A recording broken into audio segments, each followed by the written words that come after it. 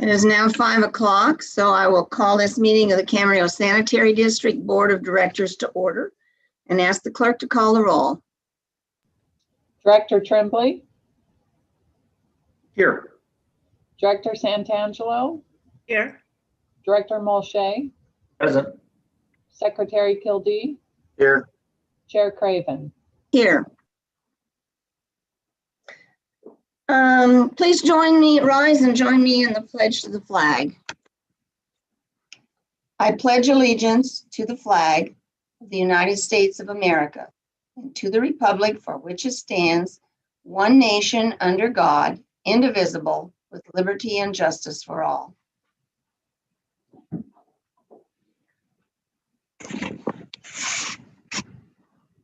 Thank you. Are there any amendments to this agenda? No amendments. Do we have any members of the public who would like to comment to us on an item, well, on any item? They would need to raise their hand, and I do not see any raised hands. I don't see any raised hands, but I thought you might. Okay, we'll move on to the consent calendar, which consists of 2 items. Madam Chair. For the approval. Madam Chair. Yes, Mr. Tremblay.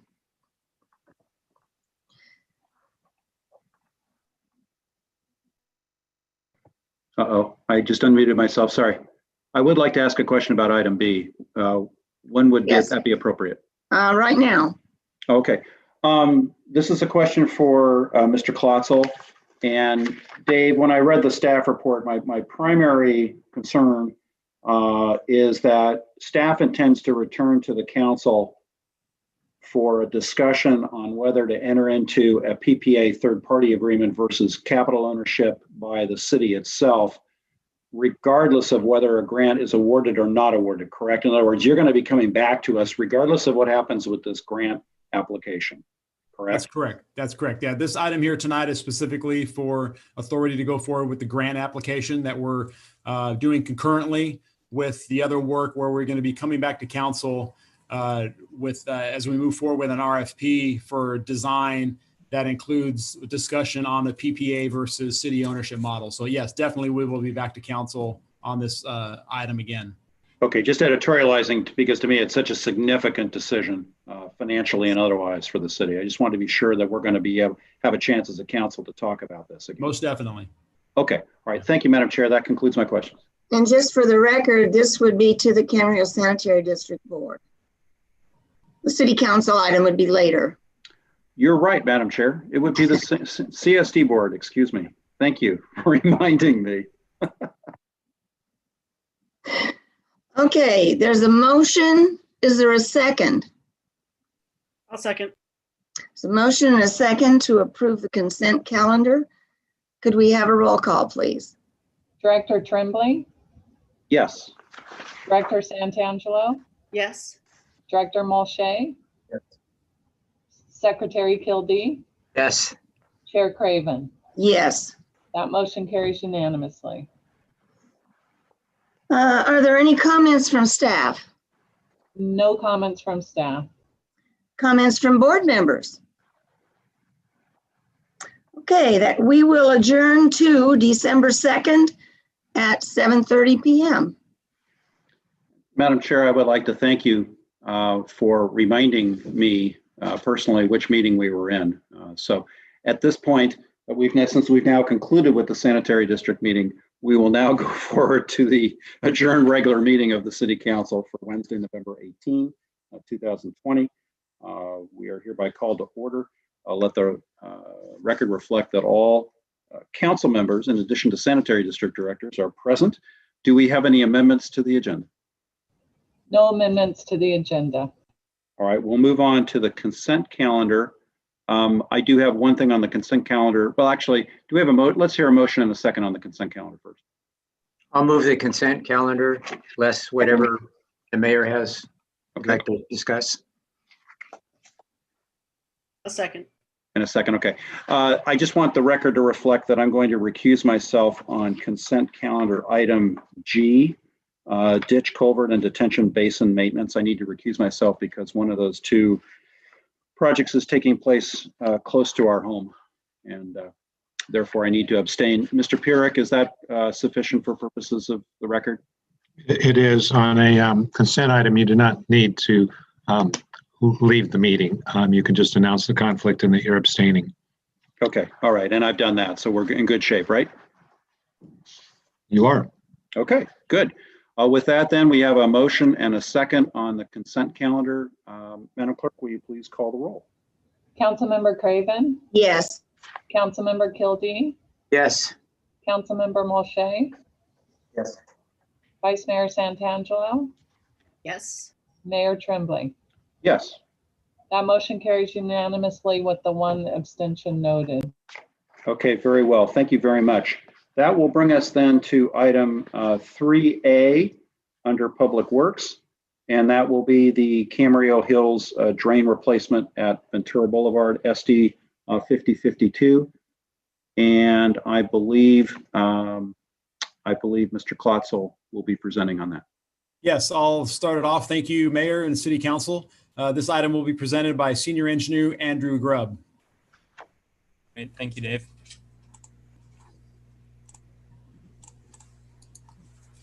Okay. Good evening, Mayor Tremblay and council members.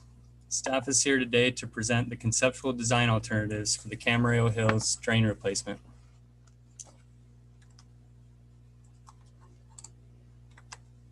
Camarillo Hills drain replacement project would replace the concrete box culvert beneath Las Postas Road and Ventura Boulevard, starting with the Conference Center drain, where the Conference Center drain was recently completed. The newer portion of the box is currently deteriorating from an alkali silica reaction, or ASR. The ASR is a reaction between the cement paste and an aggregate that causes concrete to swell and crack in a moist environment. Since its discovery, staff has hired a structural consultant to periodically monitor the culvert, and on August 22nd, 2018, Council approved a contract with WKE to prepare conceptual design plans for its replacement. During the presentation, we will be referring to three portions of the box culvert.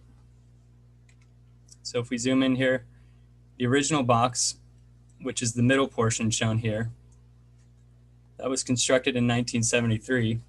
Then later in 1995, the box was extended northeast to the upper right of the screen as part of the widening of Ventura Boulevard. In this newer portion, this is the newer portion that's deteriorating due to ASR.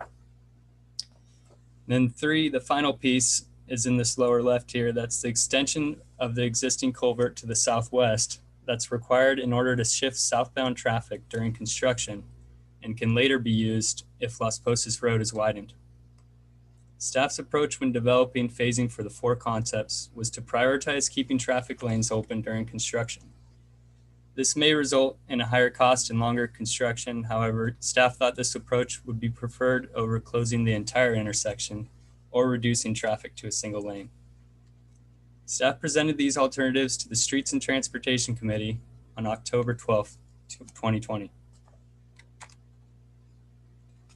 So starting with alternative 1A, this alternative is staff and the Streets and Transportation Committee's recommended alternative.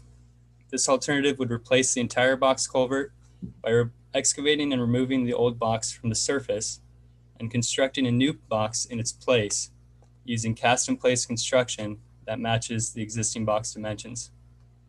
The advantage to this alternative is that the cast-in-place construction allows the contractor to form the box in stages matching the high skew angle of the boxes relative to the lanes. So what this would look like, starting with phase one, the exterior lanes here, constructing those. And again, you can see that skew angle that lines up better with the traffic lanes.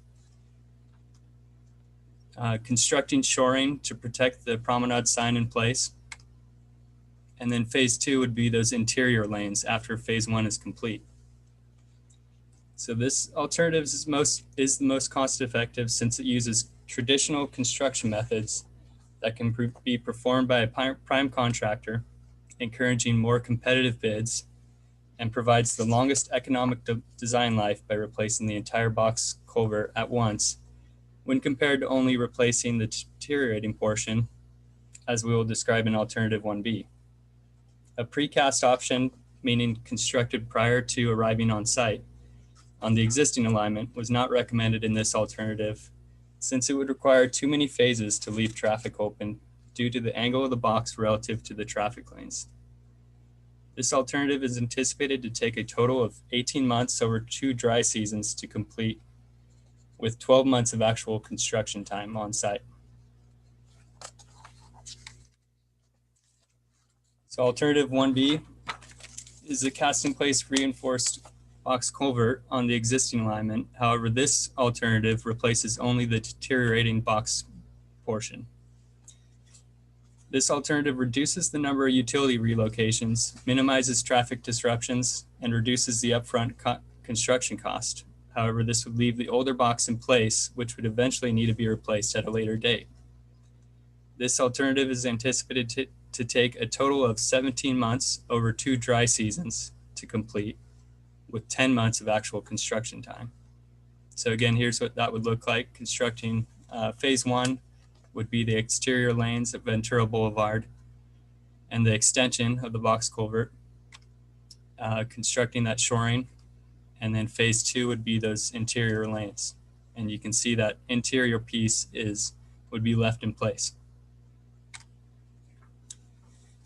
Alternative 2 would replace the existing box culvert with the new double precast boxes to match the recently constructed conference center drain project on a new alignment. This alternative was studied to assess the feasibility of using precast construction.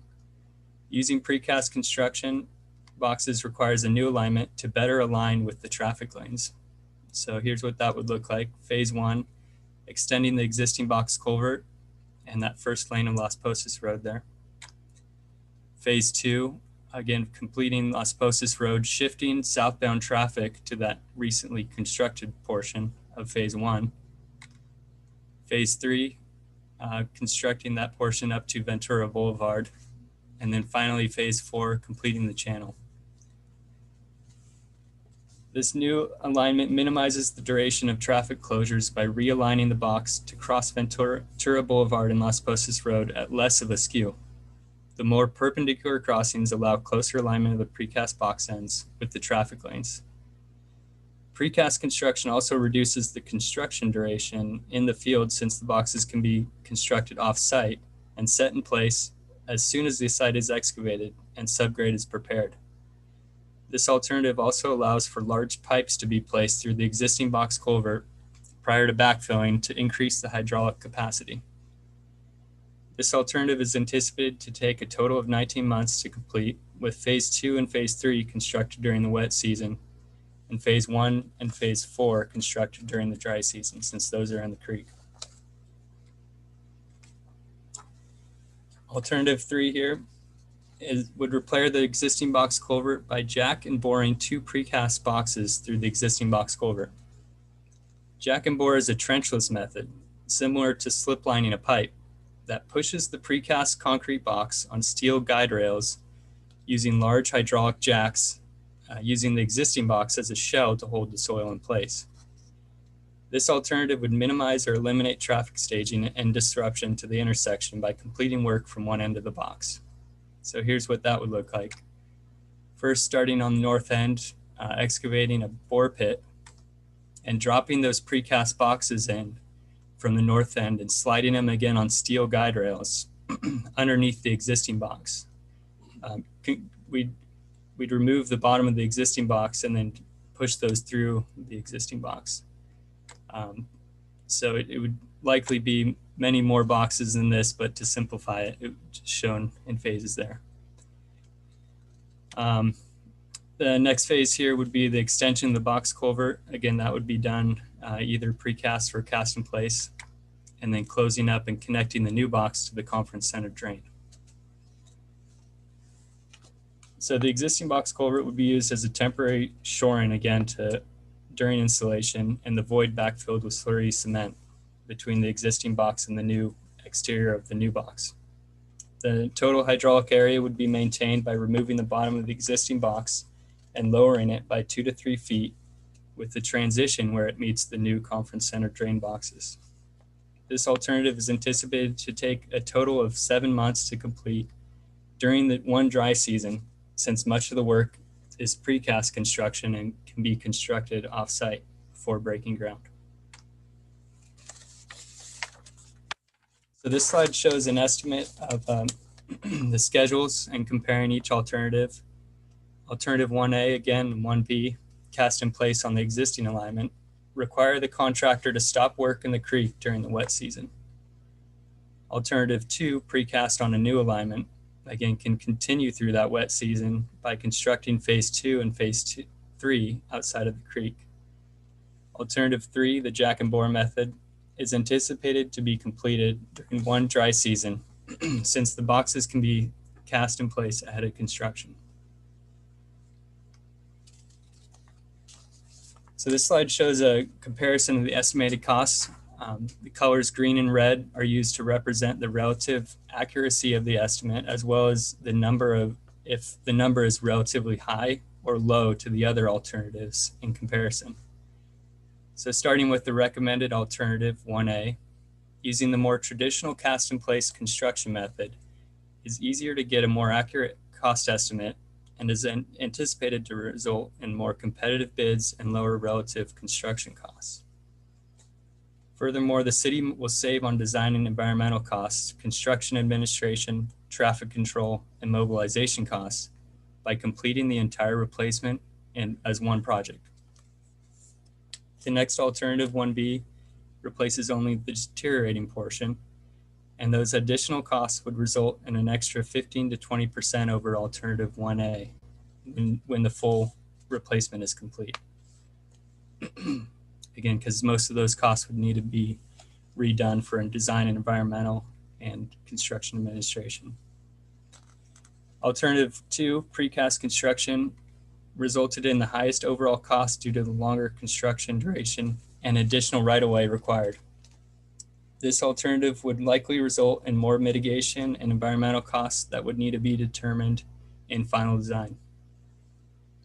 Alternative 3, the precast jack and bore method, resulted in lower construction administration costs due to the shortened time frame. However, the specialized construction method could result in fewer and more unpredictable bids.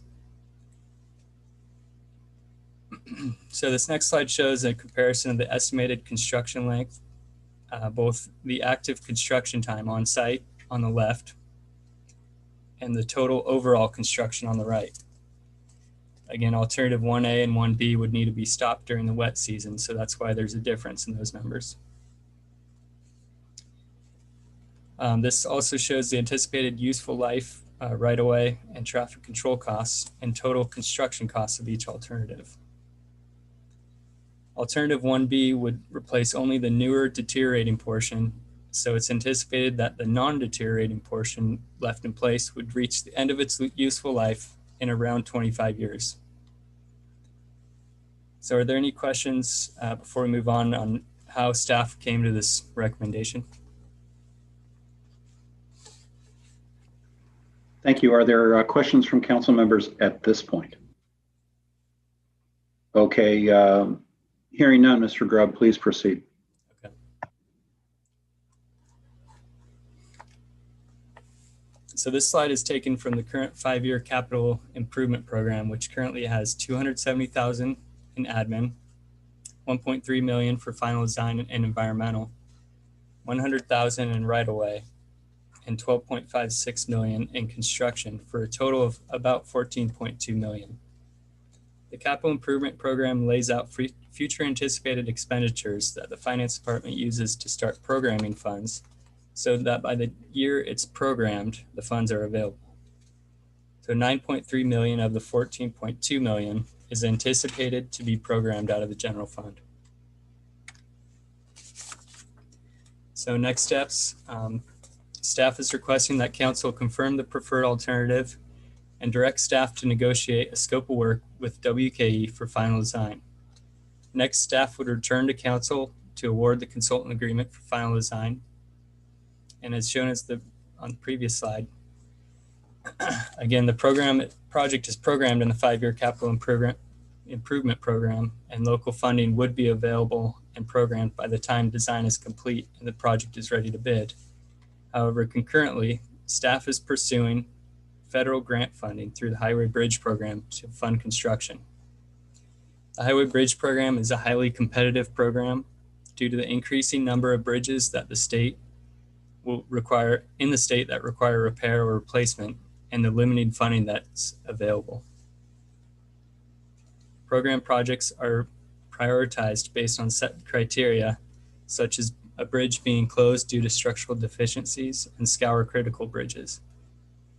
If staff continues with local funding, construction could start as early as fiscal year 2022-2023. Receiving federal grant funding would likely delay this start date by an additional 2 to 3 years due to the availability of funding and more extensive right-of-way and environmental process that is required. So staff plans to return to council when design is complete to report on the status of this grant funding and the availability and determine if council would like to wait for federal grant funding or proceed with the local funds at that time. So in summary, the alternatives for council's consideration are 1A, replacing the culvert in kind at a cost of 11 to 12 million. Replace just a portion of the deteriorating portion at a cost of 7 to 8 million with future costs later on. Alternative 2, replacing the culvert on a new alignment at a cost of 14 to 15 million. Or alternative 3, repairing the culvert using a jack and bore method as described earlier at an estimated cost of 13 to 14 million. So this concludes staff's presentation, and at this time we welcome any feedback.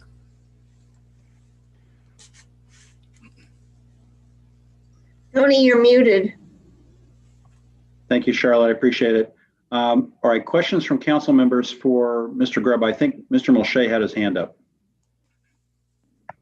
Thank you, Mayor. Thank you, Mr. Grubb. I have a few questions. What would be, most of these are aimed at alternative 1A. What would be the considered useful life once this is all said and done?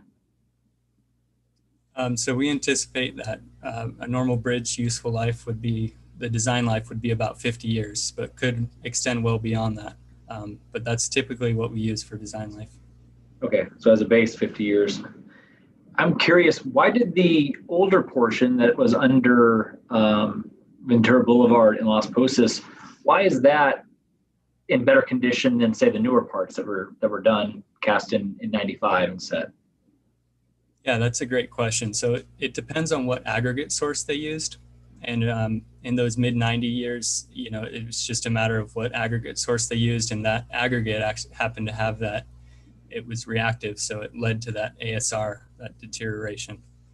So earlier on, they must have used a different aggregate source when they constructed the bridge, and it ended up lasting longer.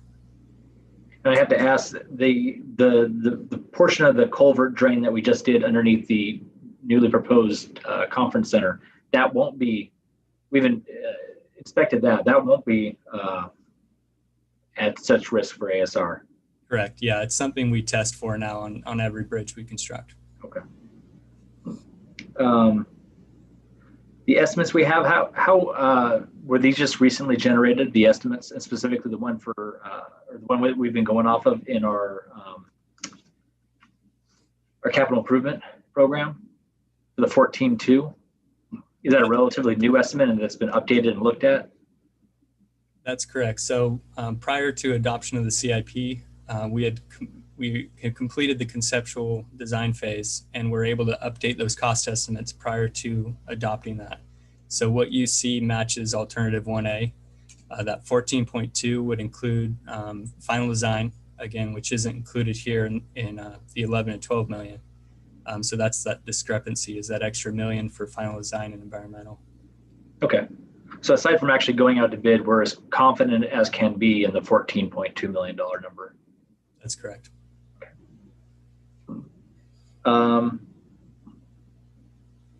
Considering the project, one point of clarification for me, in the second phase that would go under Ventura Boulevard and Las Posas, do you say that would require us to dig up the road for them to lay the box in place? That's correct. On alternatives 1A and 1B, we would excavate from the top, and it's actually shown as that dashed line where those grading limits would be, and alternative 2 as well. So we'd excavate, prepare the subgrade, and then drop those precast boxes in on our alternative 2. So that's what that dashed line is showing. And for the entire duration of phase 2, under alternative 1A in year 2, would that be excavated and thus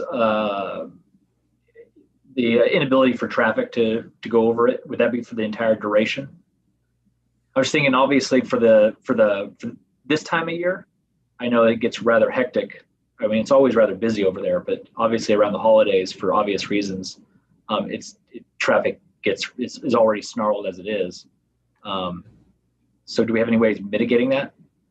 Yeah, maybe I can go back to alternative 1A here, just to show that phasing again, what that would look like. So phase 1 would start on the exterior lanes. After that's poured and it cures, we would allow traffic to drive on that north side there of Ventura Boulevard, and then shift traffic to that southbound side, the west side of Las Posas.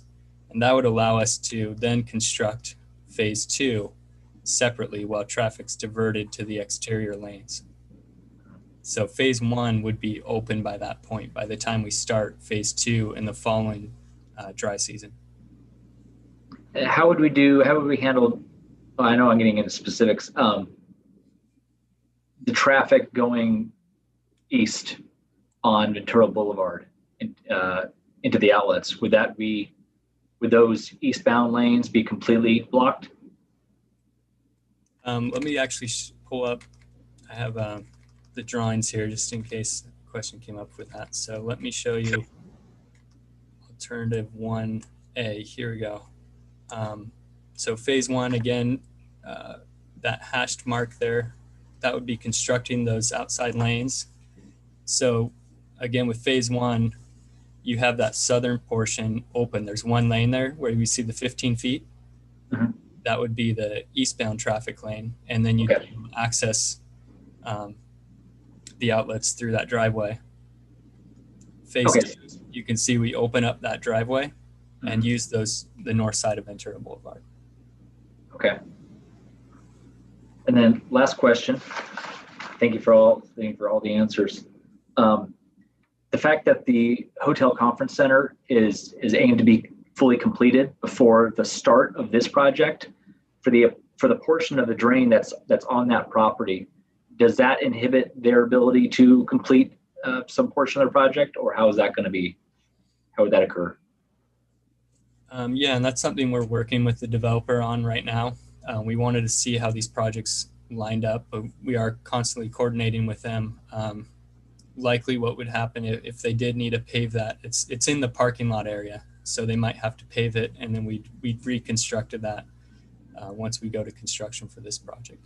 So there's no structure that would be on that northern portion on their property. There is no structure there. That's correct. Yeah. Okay. All right. That's all I had. Thanks. All right. Additional questions, Ms. Santangelo?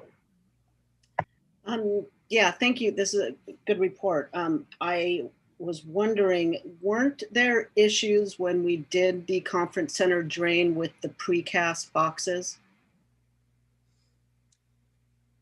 There were some constructability issues due to the size of the boxes. It was difficult to get those formed, and that's something that I think will be reflected if we bid another precast concrete structure. We'll likely see that built into the bids a little bit. That was the low bidder of the precast plant, and I think since then they've had a lot of lessons learned. And again, this is just, it's very large for precast construction. Right. And so that was the main issue, is just getting those forms to stay as you're pouring such a large volume of concrete with the precast method. Again, with cast in place, it'll be easier to form and shore that up, and you won't have those issues as much. So it's probably a safer way to go with casting on, I forget the terminology, on site rather than precasting? Cast in place, and I don't think there's a safety issue necessarily with the precast boxes that are out there. They still met the strength requirements. We tested them. We took cores after they were constructed and made sure that, so I think either way you're getting that strength. So there isn't as much a safety concern, but more constructability. There's more reliability with the traditional cast in place construction method. You know, not to say there's not risk, but it's more a tried and true method, and more contractors are available to do that work. I probably used the wrong word. I wasn't referring to safety. I was referring more in the general sense of the project moving smoothly. So, but I appreciate those comments. That's really, well, actually, can you tell me what, I think it's in option 2, what are the benefits of realigning it?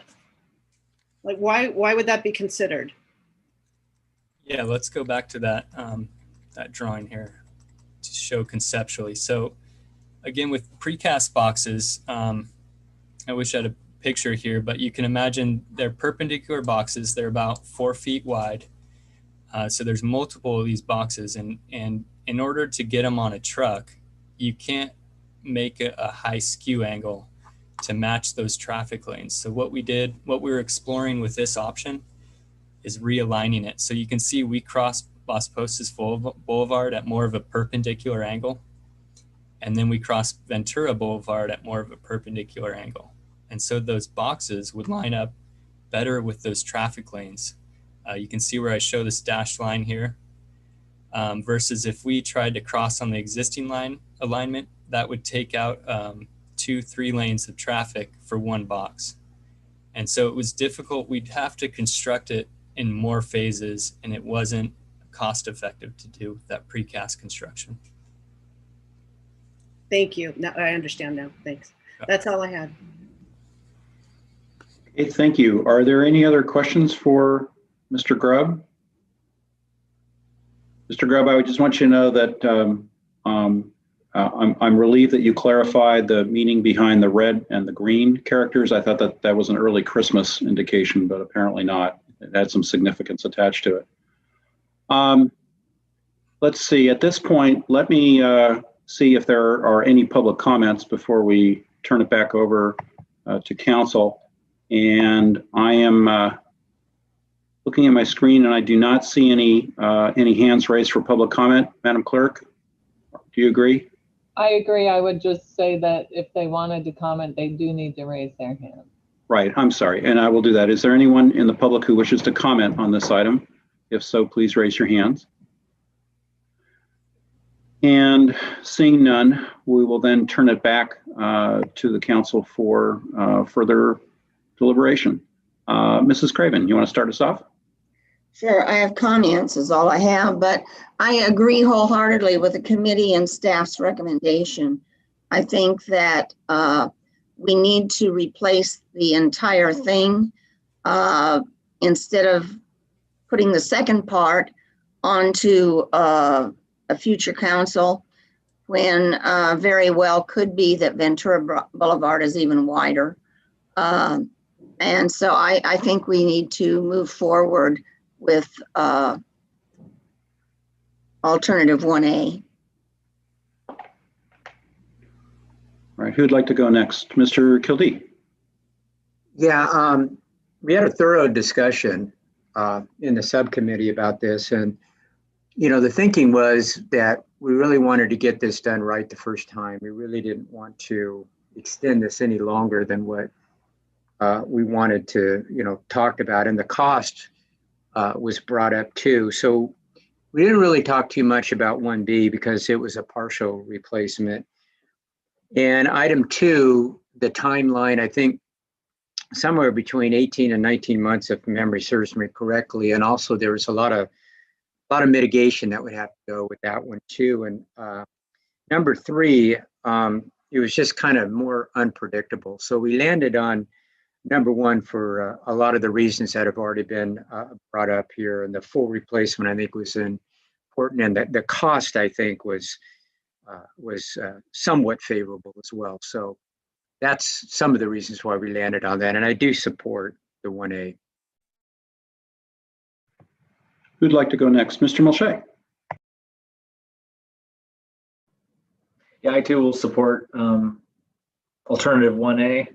It's yeah, I'm in construction myself. I know the value of getting everything done once, and not kicking the can down the road.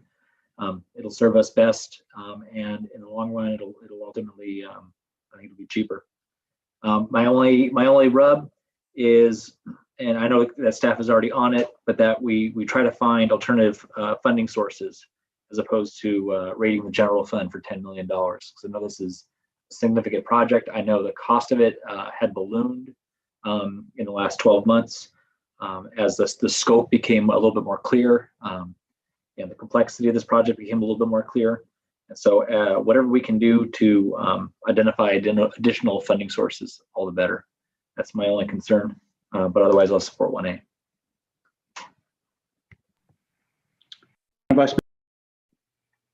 I really don't have anything to add to the comments. I agree with what's been said. I agree with supporting alternative 1A.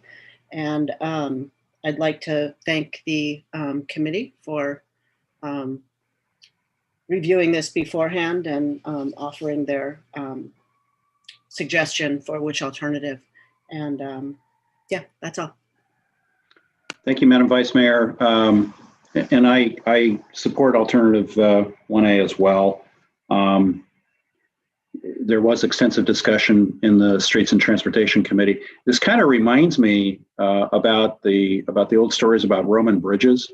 And I just find it fascinating that the newer portion of Culvert is in a far more deteriorated condition than the older portion. And reminds me to go back, I guess, and read up on Roman bridges now to see if there were different aggregate sources. But the old Italian bridges, the newer Italian bridges have to be replaced more often than the old Roman ones. But that said, there needs to be, I think it's wise, and as Councilmember Mulchay said, I think it's wise to do it now, do it once, and we're already out on site.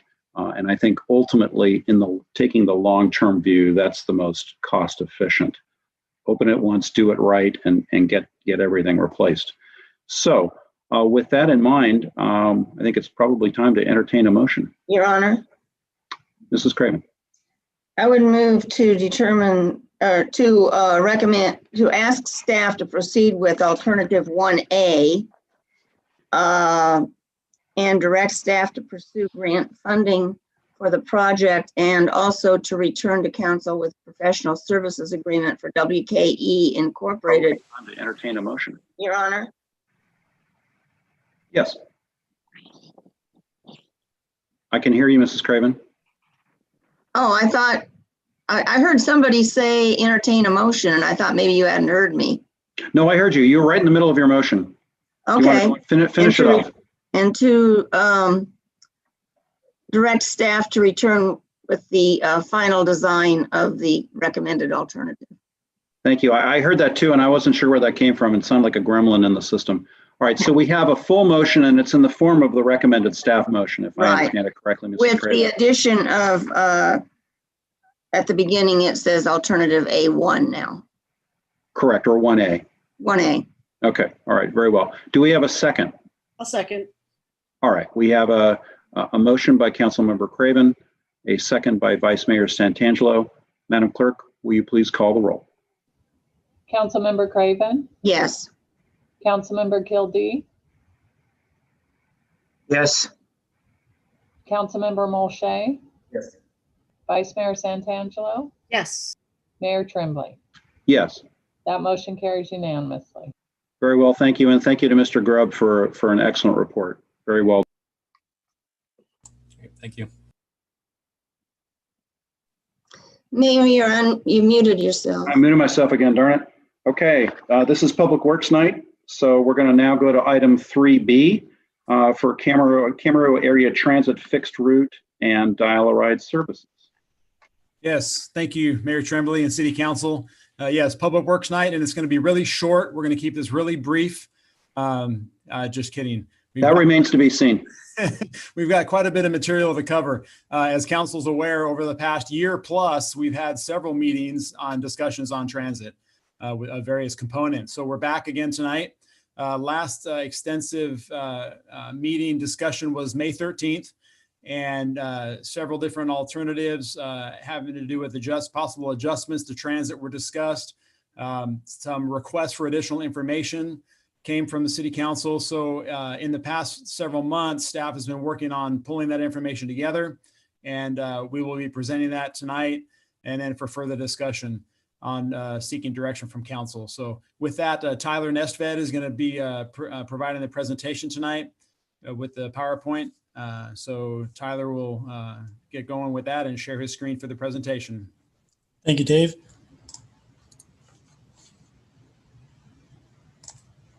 Yes, thank you. I'd like to present the fixed route and dial-a-ride services. All right. It is not progressing. There we go. To begin, we'd like to do a brief overview of the systems that we provide. We contract our operations and maintenance services with RATP. We offer fixed route services, and we offer complimentary paratransit. And complimentary paratransit is required by the ADA if you provide fixed route services. The type of complimentary paratransit that we provide is dial-a-ride. We provide local dial-a-ride for ADA, seniors, and general purpose riders. And we provide regional dial-a-ride to other cities to ADA and senior riders only. A little more information on what dial-a-ride is. It's an origin to destination, which means the reservation needs to be made in advance. And like I previously said, it's required by the ADA to provide that service if you provide fixed route services. For our ADA and senior services, our annual ridership is 21,694, which is about 12% of our total ridership. The general purpose services that we provide is a premium service that is just within city limits for general purpose riders. And the ridership is 75,709 riders and makes up about 41% of total CAT ridership. The schedule for dial-a-ride is Monday to Thursday, 6 a.m. to 9 p.m., Saturday, 8 a.m. to 9 p.m., and Sunday, 8 a.m. to 6 p.m. The fare for ADA Senior for local dial-a-ride is $1.50, and for general purpose dial-a-ride, $2. For regional services, which is just for ADA and seniors, to do direct regional service, so directly to the East County, for example, to Simi Valley, Thousand Oaks, Moore Park, would be $6. We also serve directly a portion of the Gold Coast Transit District in Oxnard, in and around the St. John's Hospital area, and that would be $6. And then we also provide a transfer service at St. John's Hospital to Gold Coast Transit District, and that is $3. What we want to talk about tonight would be we want to review the service adjustments that we previously discussed on May 13th. We want to provide the information that was requested during that meeting. We want to review our TDA funding strategy. And then we'd like to provide an in-depth analysis of an origin destination study that staff was able to complete. We'd like to review the current COVID-19 impacts to ridership and cost. And then we'd like to make some recommendations. So reviewing the topics that we discussed on the 5/13 meeting, we have here the broken down by service, the cost and impact to the general fund. General purpose dial-a-ride, the total cost being $1.7 million. We generate about $100,000 of fare revenue. So we have to deduct that amount before we run the cost through our reimbursement formula with FTA. And that leaves us at $1.6 million. That the FTA funds about $1 million of that, and the general fund picks up the remaining $610,000. For ADA and senior services, the total cost is about $590,000. We collect about $30,000 in fares. The remaining cost, $560,000. $140,000 is picked up by the FTA, and that's because the FTA formula for ADA and senior services is different. It limits it to 10% of our total apportionment. And then therefore the general fund has to pick up a larger percentage of that service type. And then our fixed route services, the total cost is about $450,000. We collect about $30,000 in fares. And these numbers are based on projections for pre-COVID numbers. And so that $30,000, this is what was presented at the 513. That includes other agency contributions. The cost after those fares and after those contributions is $420,000. The FTA picking up $280,000 and the general fund picking up $140,000. You can see the totals below. For $2.7 million is the total cost to provide transit services projected at our new rate for fiscal year 2021. And you can see that the impact of the general fund being $1.17 million. So what we discussed at that May 13th meeting was how can we reduce that impact to general fund? And so option A was discussed to discontinue general purpose dial-a-ride, which would be to eliminate the premium services that we provide and only to provide ADA and senior dial-a-ride and fixed route services. And that would be to completely get rid of that general purpose service. We discussed option B, which was to just discontinue that premium general purpose dial-a-ride service on the weekends. We discussed some ways to increase revenue as opposed to cutting costs. And those were to increase the senior age to 55. Currently it's 55. And the senior age qualifies you for a reduced fare. So that would increase our fare revenue. We discussed option D, which was to increase the dial-a-ride fare itself. We also discussed increasing the Leisure Village contribution. Currently they contribute $16,000 and we discussed increasing that to $25,000. And then we discussed just reducing our overall transit service hours to reduce the cost as well. During that meeting, we reviewed each one of those options in depth and council showed interest in options A, C, D, and E. However, council requested follow-up information on option A before making any decisions. One of the primary follow-up information items was the impact of the Boys and Girls Club. So a review of that system is that we have 2 vehicles that serve 5 different schools. To 2 of those schools, the vehicles make 2 trips per day. So that means that there's 7 trips a day for Boys and Girls Club service. The total revenue hours in fiscal year 18-19 was only 177.32, which was a cost of approximately $12,000.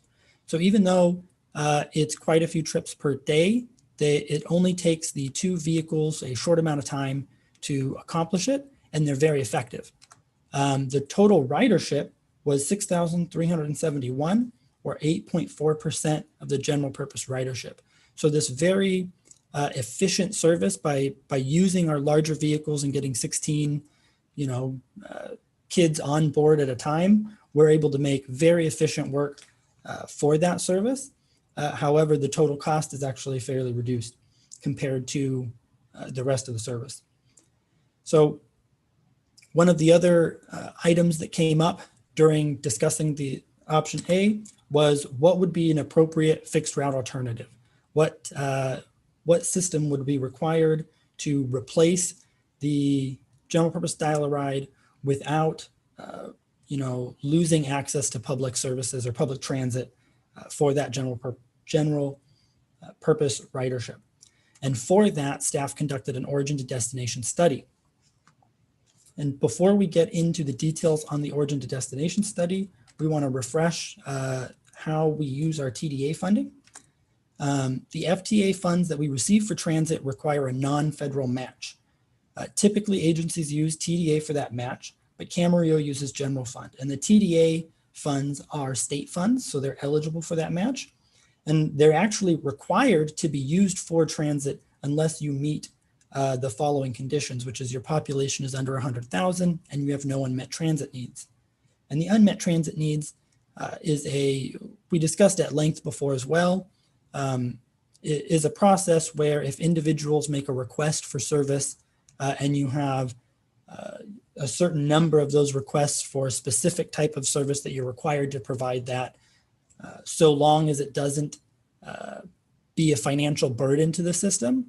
But however, because we don't use TDA funds, the argument could be, it's difficult for the city to make the argument that we are not under a financial burden to add additional services. We have more funding for transit that we're not using through TDA. However, if we do use those TDA funds, we have to meet TDA requirements. The most significant being a 20% fare box recovery ratio and an extensive annual auditing process. The 20% fare box recovery ratio is very difficult to meet for all agencies that use TDA and is one of the primary barriers in how a system is designed and how a fare structure is designed. We currently operate at about an 8% fare box recovery ratio, and it would be very difficult to meet that 20% fare box ratio.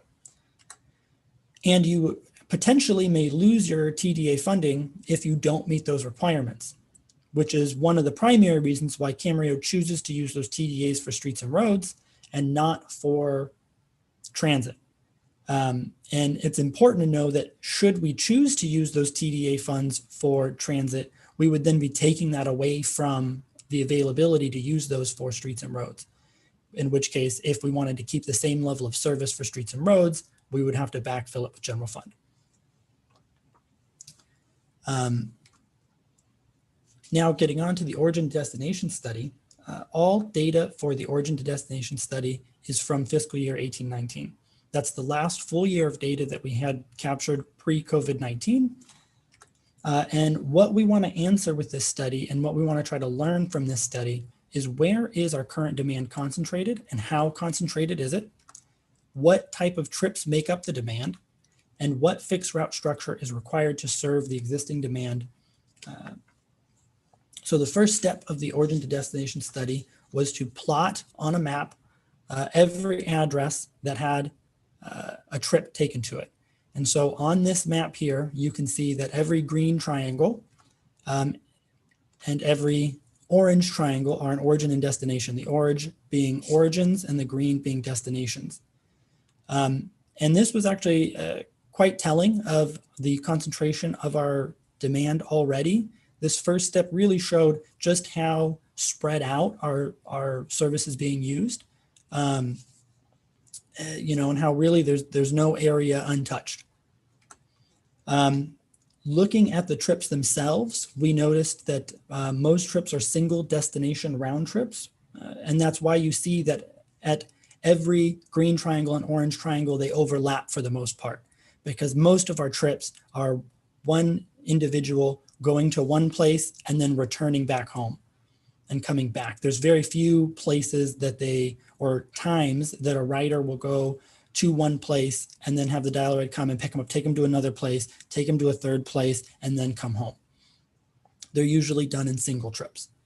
And I want to stress that as we get into this origin and destination study, feel free to interrupt me at any time and ask questions if something isn't clear, because these concepts grow on each other as the presentation goes on. And I want to make sure that everybody's fully understands as we discuss it. So each one of these points just indicates that a trip took place at that address sometime during the year, and it doesn't factor in the frequency of the trip. So at one of these locations, it may have only been used one time, or it may have been used 2,000 times. But it only shows up once on this map, and this is to get an initial scale of where the demand's going. The next step is to look at that concentration and frequency. So what we did was we first plotted these and with their frequency in a grid. And the idea of the grid is that the FTA defines a zone around a fixed route or a walking distance for a fixed route to be 3/4 of a mile.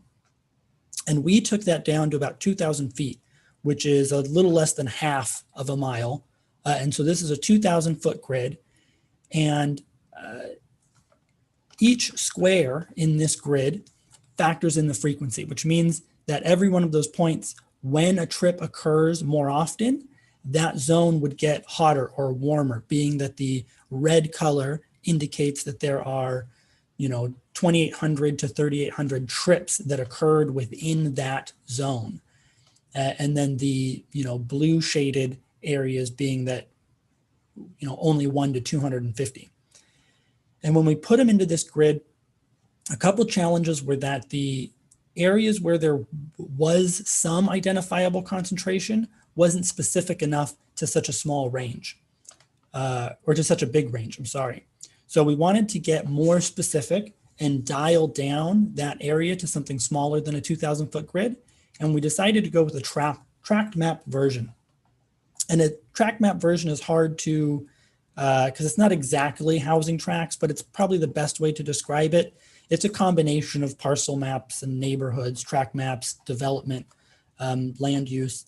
But it narrows down that area to specific addresses in within an area, smaller area, so that we could be more precise with where trips are being concentrated.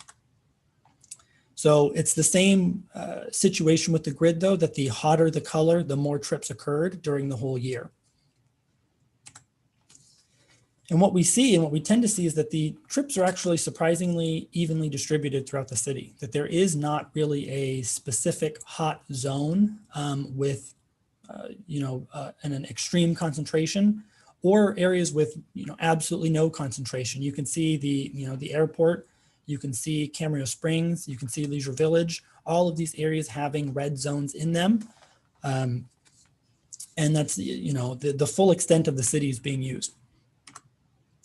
We overlaid our existing fixed route structure over this map and noticed that at a lot of these,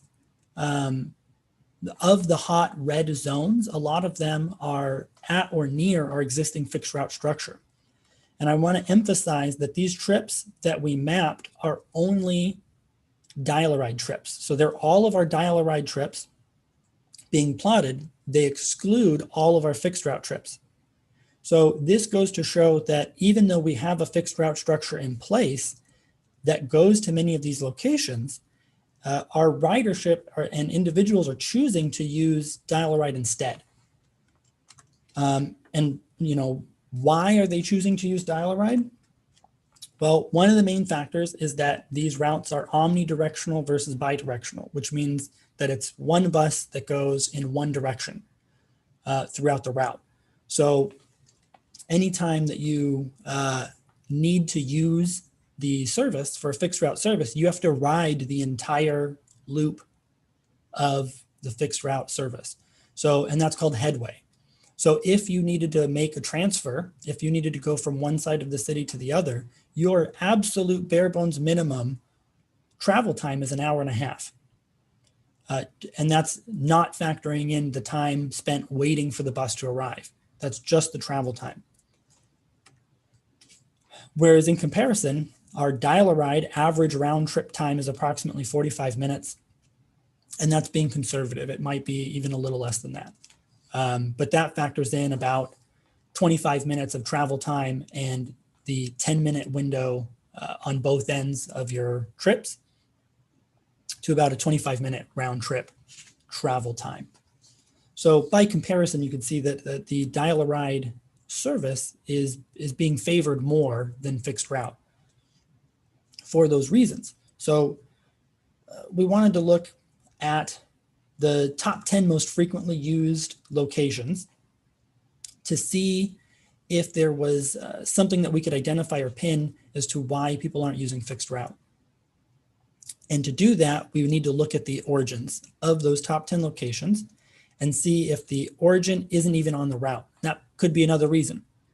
So not only is it difficult to use the system, but if you can't get to the system, to use the system. So we wanted to link those origins and look at the top 10 locations. Of the top 10 locations listed in this table, you can see the rank being the most frequently used, number 1 being most frequently used, and the trips being how many trips went to that destination. The percent of verified trips, I'll explain right now. there were 97,400 total trips that occurred in fiscal year 18-19. And when we put those addresses and trips into our system to verify them and confirm those addresses, only about 91,000 of those trips were actually paired and matched to something in our system. So the percentage of verified trips is referring to those trips that we could analyze, those addresses that matched. And so it pairs those to that 91,000 number, not the total 97,400 number. And the total actual number of destinations that we evaluated were 2,562. And the total users that used the system was 2,161. So looking at these top 10 destinations, you can see that the percent of verified trips is incredibly low. That, the transfer point being number one is actually an issue too, because we removed that service at the end of fiscal year 18-19. So that is no longer a destination that we want to evaluate going forward with the rest of the origin destination study. And then looking down at number 7 on the list, Adolfo Camarillo High School is another issue. And we want to remove that from any further analysis because our use of the FTA funds restricts us from providing school service. Now, for example, the Boys and Girls Club, the definition of that school service is that we're not to be competing with school to home service or home to school service. We're not supposed to be replacing a school bus. So, for example, the Boys and Girls Club service is not going to home, it's going to an after school program. And so we're not competing with that school to home or home to school. So we're able to provide those trips. However, this seeing Adolfo Camarillo High School on here goes to show that we have an enforcement problem enforcing that, and that RATP is having difficulty enforcing that. And so staff will be working with RATP to make sure that that is not as popular of a destination. We've had problems in the past where our entire fleet would be used, or a huge percentage of our fleet would be used to be serving students going to high school in the morning. So to mitigate that, and maybe they weren't going directly to the high school address, but they were going to someone's house across the street, or they were going to McDonald's, or they were going to the Roxy, but they were getting dropped off every morning at school time and being picked up every day when school got let out. And our fleet would, be severely impacted, and they're identifiable as school trips. And because we can identify them as school trips and that it's serving the purpose of school to home, we mitigated that by putting in a policy that said we're going to allow one vehicle to go to Adolfo Camarillo High School once per day, first come, first serve. So that seemed to be enough of a barrier where people would stop looking for that loophole of going to McDonald's or the Roxy, because we had a service. We said, oh yeah, oh, sorry, it's full. And then people would find another way to get their kid to school. But seeing that it being, a top 10 destination in fiscal year 18-19 goes to show that there's an enforcement problem, and we'll be working with RATP to have that not be the case. Of the remaining locations in the top 10 analysis, the remaining 8, all of these locations are at existing fixed route locations. Our fixed route goes to every single one of these locations or adjacent. And what's noticeably missing, we just discussed how Boys and Girls Club is, 8% of our ridership, but it's missing from this list because it's so efficient. We get so many kids per trip on that service going to and from that it doesn't make up one of the most popular destinations, as well as the demand for that service isn't year round, which takes a big chunk of that total trips away. So it's not included in this analysis either. But what you see, when we're talking about the total trips in a year, is that there's low concentration. The remaining 8 top 10 locations only make up about 10% of our total demand, which means that the 90% of remaining trips is, even more spread out and less concentrated than specific locations. When you look at 2,000 trips to Metrolink, that might only be 3 trips a day in a whole year. So designing a fixed route system to take up that type of ridership and demand gets very difficult without having empty buses running most of the day. And we want to look at each one of these locations and really see where the origin is. So we're looking at destinations of Metrolink. We want to see where each one of those 2,000 trips came from. And we want to link them. We want to draw a line and point A to point B. Where did they all come from? And how frequently did they come from that address? And so this is a spider map that shows that. So each line connects Metrolink, which is the green square, to a different origin of those 2,000 origins, or 2,000 trips, I'm sorry, not 2,000 origins, but 2,000 trips, each one of those. And the frequency is the number of trips that were taken at that origin. And you can see that, you know, it'd be very difficult to have one or two fixed route vehicles collect all of this ridership.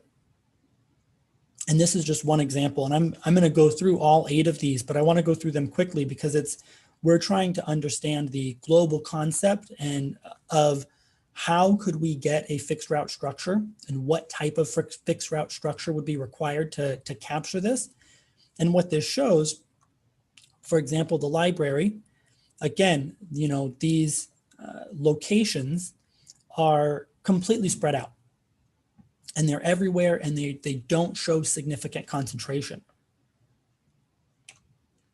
Here's these are the medical offices right across from the police station and the hospital. 977 trips. It's only about 1% of our total trips that were analyzed go to this location, but they come from all over. Each little dot is another origin. We have Target coming from all over, and you can see at the end when we evaluate this, we'll go through the community center here as well. I have a question on Target. Yes. We did away with the transfer point out on Central or Del Norte or wherever it was. And at the same time, we moved that to Target. So for the future, would rides to Target increase? So I'm going to go back to the table. The transfer point was actually recorded separately than Target. So these are trips specifically to Target that don't include those transfer trips.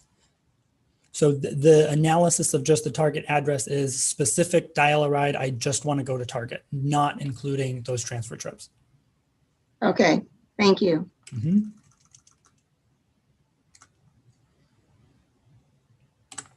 And then we have the community center. And you can see if you were to look at the, you know, relationship to these origins to our existing fixed route structure, it would be, again, we would have to have a fixed route structure that encompasses the whole city to capture this demand. The Park Glen Apartments, obviously, this is an example where we have a few users that use in an apartment complex that use the system on a daily basis. They're regulars that use it all the time, versus the, you know, and that's why this is a popular destination. Again, it's round trip. So you have a couple users going to this one location, but they're going all over the city. This is the Vons at Mission Oaks. You can see the top 2 locations there, the red circles. Those are most likely individuals going to work that are using this service, because there's a Vons much closer than the ones on Mission Oaks, but they're still going to that Vons on Mission Oaks, which again is at a fixed route location. So these are also individuals that may not be able to use the current fixed route system to get to work because it may take too long. It might not run during the hours. The fixed route systems have very limited hours compared to dial-a-ride. And then Brookdale Camarillo is by Leisure Village. It's a senior living, assisted living home. But again, it's not just all of them going to the doctor's office. It's not all one. There's not one type of trip that makes up the majority of this. It's a variety of shopping and locations all over the city. So we did do that. Here's a map that shows all of those the remaining 8 locations, the green squares, and then all of those locations without the spider lines going out to each one. And then we overlaid our existing fixed route services. And you can see that, that this could capture and serve some of these trips, but certainly not all of them. And we're only analyzing 10% of those trips. So it was really telling to put this in a map and see just how spread out and how low the concentration of ridership is. And what we wanted to do is we wanted to evaluate that zone of influence for the existing fixed route. And so you can see that, that with a reasonable walking distance, these fixed routes don't capture a lot of the areas where we have, high demand. Leisure Village is missing from this zone of influence for the fixed route because Leisure Village is only, it's a senior community specifically for people 55 and older and wouldn't serve the general purpose ridership. And when we're talking in the lens of removing general purpose dial-a-ride, really only half of that route is applicable. So the question comes up, well, how many routes would be required? What would we need to do to capture that demand and not reduce the access to public transit? And that's very difficult to answer. We know that the keys to a successful fixed route system would be to maintain a 30-minute headway or less per route, and to optimize connection points. Because again, like I described with omnidirectional versus bidirectional, when you have to go around, whichever route you have to go around, you have to ride the entire route in a round trip if you just have omnidirectional transit. So by optimizing connections, that may help a little bit. But ideally, you would have bidirectional or 2 buses per route, and that would double your cost. So we didn't look at that option going forward.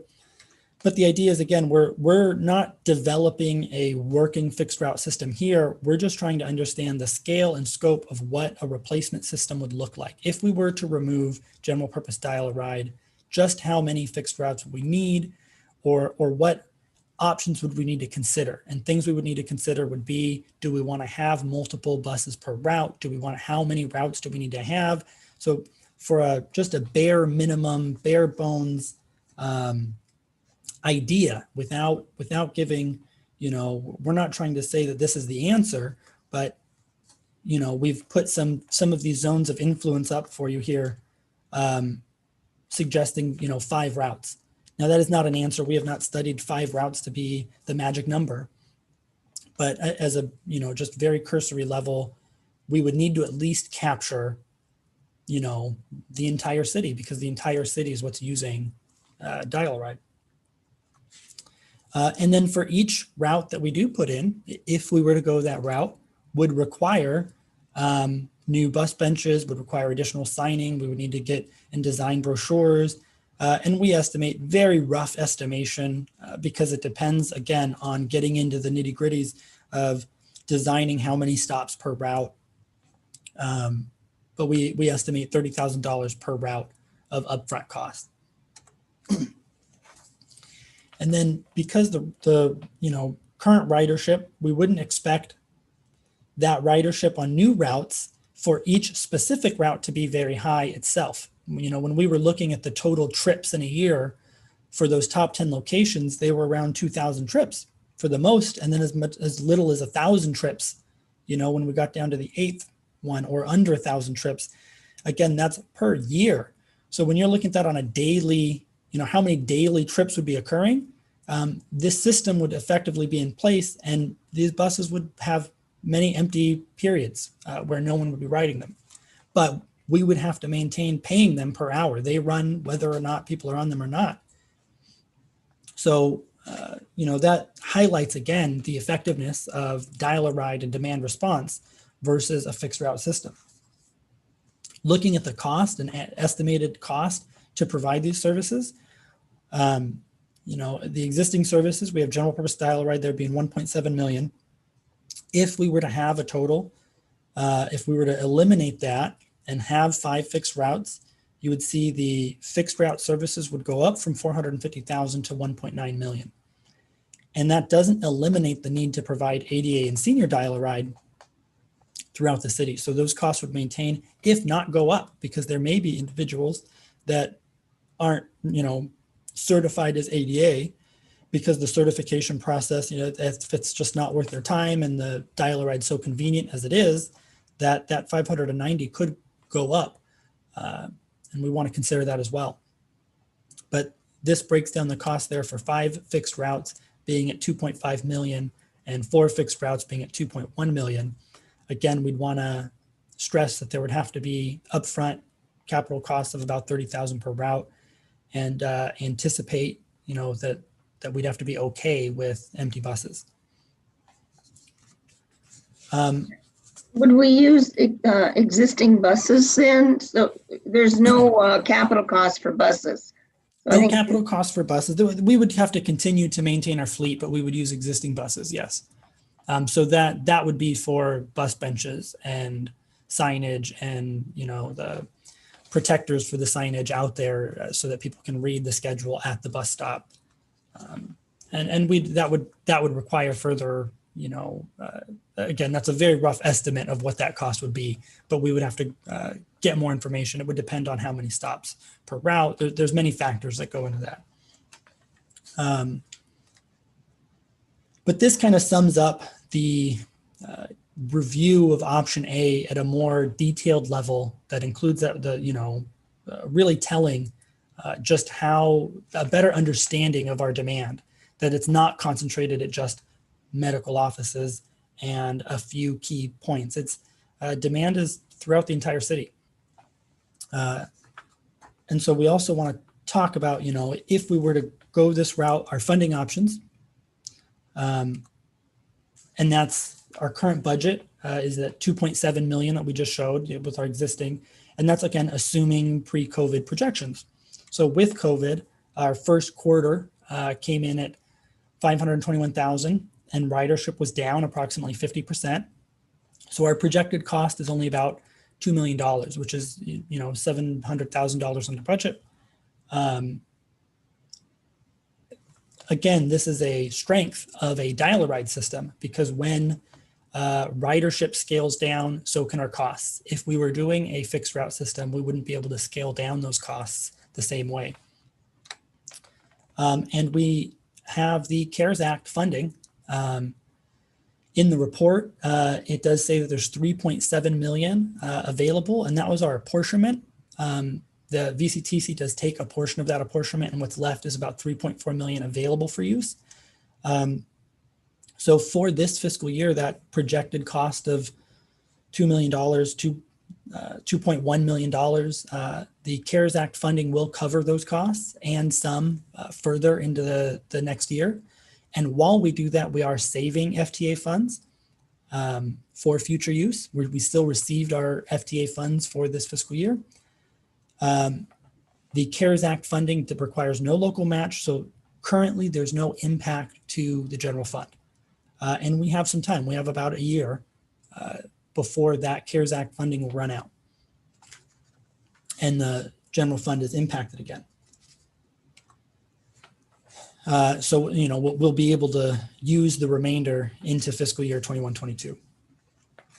And based on these factors, we want to review those options again. We just discussed, that previously what was presented was that cost reduction of $500,000 for option A. We see that a more robust fixed route structure would really be required to not eliminate access to public transit. And we really wouldn't see that $500,000 cost reduction. Option B and F are still options that we can be considered. We could just reduce our general purpose dial-a-ride services instead of completely eliminate them. Option C was to increase the senior age from 55 to 65. Those increased revenues would be from individuals paying the regular fare versus the reduced fare. And then option D would be to increase the dial-a-ride fares.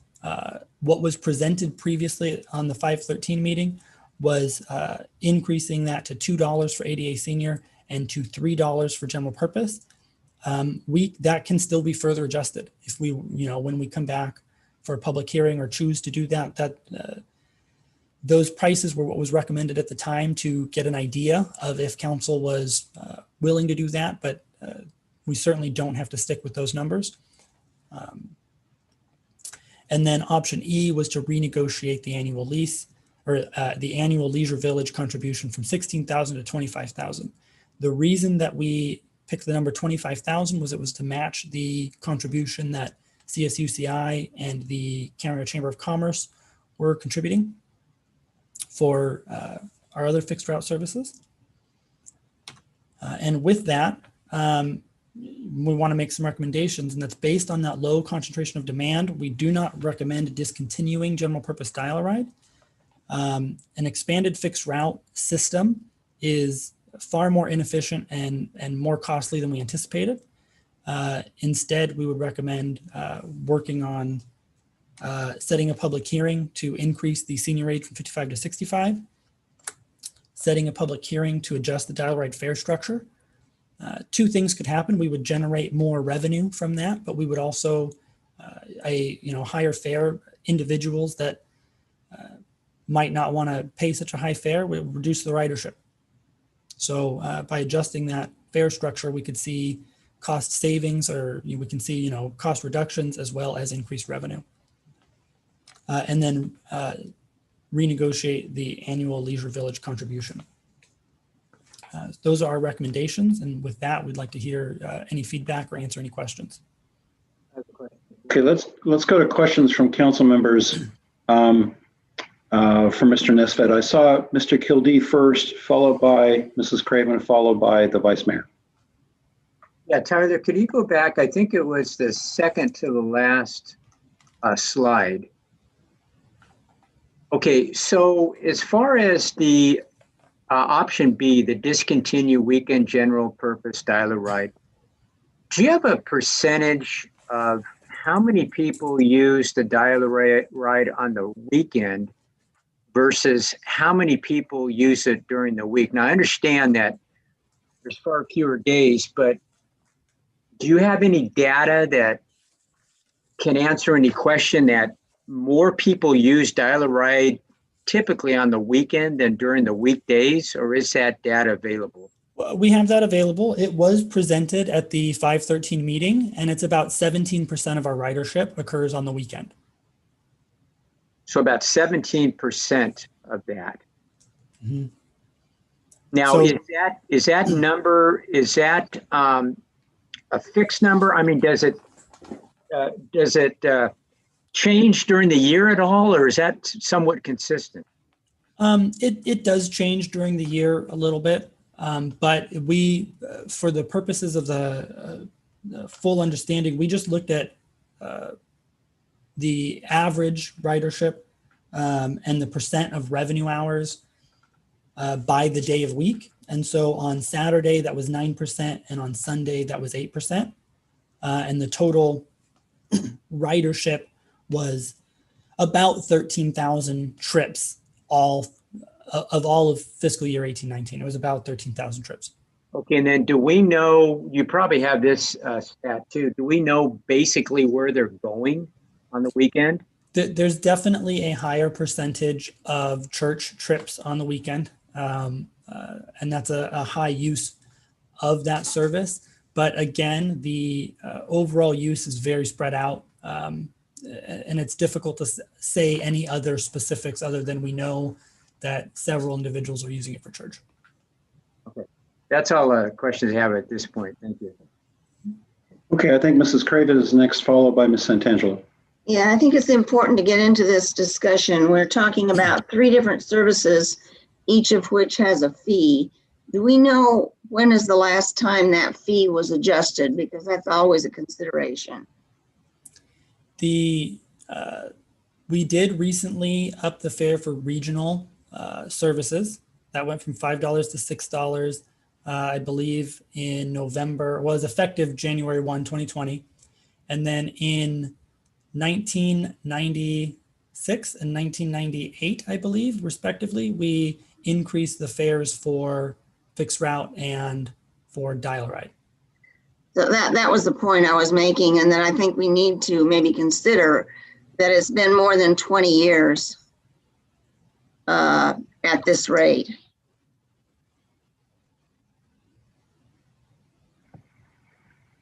All right, Madam Vice Mayor. I just want to say, wow, that was quite a study. A lot of information, really well done, and I appreciate how you presented it because I understood it and was able to follow along. Did the study that you were reviewing, did it look at dates and times and try to see if there was any concentration for days of the week or times? At this point, no. It was just to get an overview of the service as a whole. Okay. I was going to ask the same question about the ridership weekend versus weekdays, because if 70% of the weekend, 70% of the dial-a-ride, general purpose dial-a-ride is on the weekend, that's disproportionately lower actually than what would be during the week, because 2 out of 7 days is 30%, if anybody's following me. So, I mean, I think that speaks to the lower ridership on the weekend. Can you go, I think it's back one more slide to the cost comparison. Nope, that one.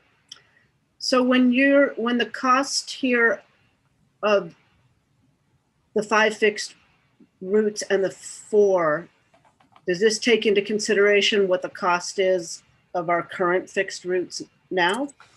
Actually, it's a good point, and I missed this the first time I went through. This is the cost with expanded hours. We are assuming that we need to match the hours of the dial-a-ride system.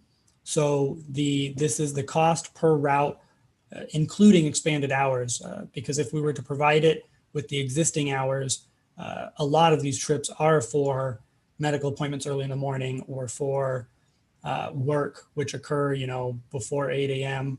or after 4:30 p.m.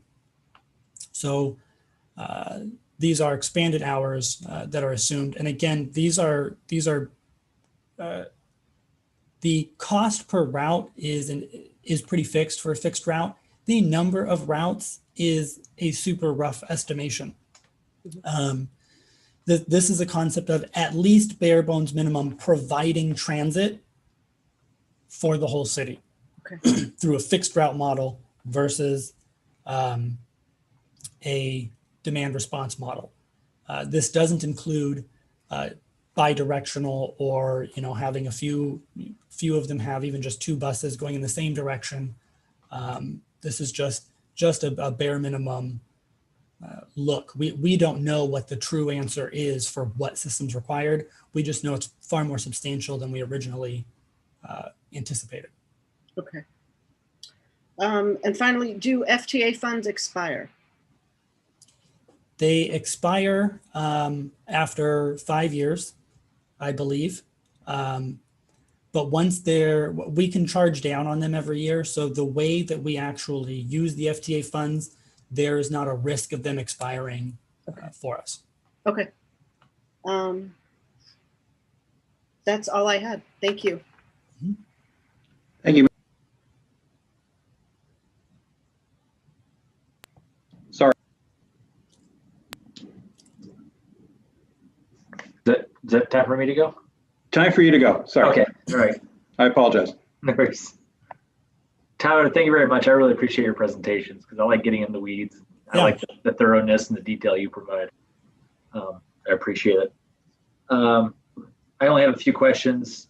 Most everyone else answered the ones I was going to ask. We had discussed no-shows in the past for a general service dial ride, and that the no-show count was substantial. what has been, I know it's kind of irrelevant to the discussion here, but what have we done on that front? Because we had a substantial amount of no-shows. I know that we weren't charged for those, but there's obviously an underlying cost to the provider, in which those costs are ultimately worked into their overall fees that they charge us too. So we're working with RATP. We're continuing to work to develop a more substantial no-show policy and an enforcement procedure for that. We've gone through a few iterations of that plan, but nothing has been implemented yet. Due to COVID-19, we've really been bogged down with adapting to those changes and responding to, our need for cost structure. Our time and availability to work on that has been limited, but it is something that we are still working on and pursuing, and anticipate to be finished middle of next year, probably. okay. Yeah, I know when you highlighted that, the numbers were significant enough to know that we had to do something about it because, all right, I'm glad to know that we're pursuing that. When it came to all this analysis, you had identified that there were 2,161 users of the general service dial ride. Did we do any analysis on the actual users themselves in terms of like a user frequency study? Clarification, that's 2,161 users on dial-a-ride, not just general purpose. So this, all of these trips do include ADA and senior ridership, which only make up about 24% of the total ridership. However, Go ahead. Repeat your question, please. So let's just round numbers. So maybe of the 2161, 75% of that is general service, as opposed to 25%, which is ADA. I believe it's actually going to be our number for that's total ridership, not users. So the total number of ADA and senior users is closer to 200. Oh, okay. And that's approximate. Sorry, yeah, I'm just trying to back out the ADA. So is it fair to say like 1900? It's kind of it's somewhat irrelevant to my question. What I'm really getting at is, did we look at, when it came to general service dial-a-ride, or just let's just lump it all together. When we looked at all of this, did we look at a user frequency? I.e., does it follow the 80-20 rule, where 80% of the rides are originating from only 20% of the ridership? And so we have that information available to be specific. We know that it's very common that is absolutely the case. We didn't look at that specifically to present that. We wanted to focus on the destinations and understanding the demand locations. So we don't have that number available now, but it would be very quick for us to produce that. I'd really be interested to see that and dig more into those numbers. Do we know what the average rider, or I should say the average passenger count per trip, i.e., are most of these rides just single users, single people? Most of the rides are single users. When you're talking about general purpose rides, I would say 95% or higher would be single rider. Of the ADA and senior, it's much more common to have a PCA or companion that ride with them. So it would be, over one, but significantly less than two, not quite 1.5. In that range would be an appropriate estimation. Right. Those are my only questions. Thanks. Thank you. Tyler, actually, there are a couple of questions you've already responded to. Thank you. Let me just ask one question for clarification. On slide 3, you exhibited the schedule for dial-a-ride. Yes. Can you put that slide back up?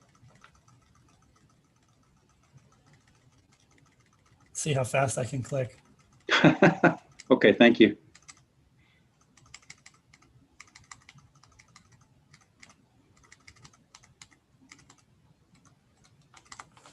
There we go. Thanks.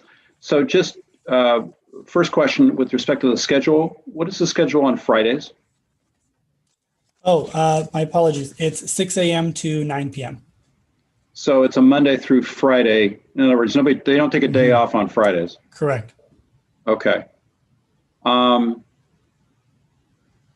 The usage on Saturdays from, do we know what the usage on Saturdays, for example, from 6 p.m. to 9 p.m. is? Let me review. I have the presentation here from the 513 meeting. So at the 513 meeting, we reviewed the trips and usage by day, and then we broke it down by hour. But when we broke it down by hour, it wasn't also broken down by day. So on average, oh, we do have at least Saturday written down here. So on Saturday, the dial-a-ride demand is 1% in the hours of 8 a.m. to 10 p.m. 1% for 8 a.m. to 9 and 1% for 9 a.m. to 10.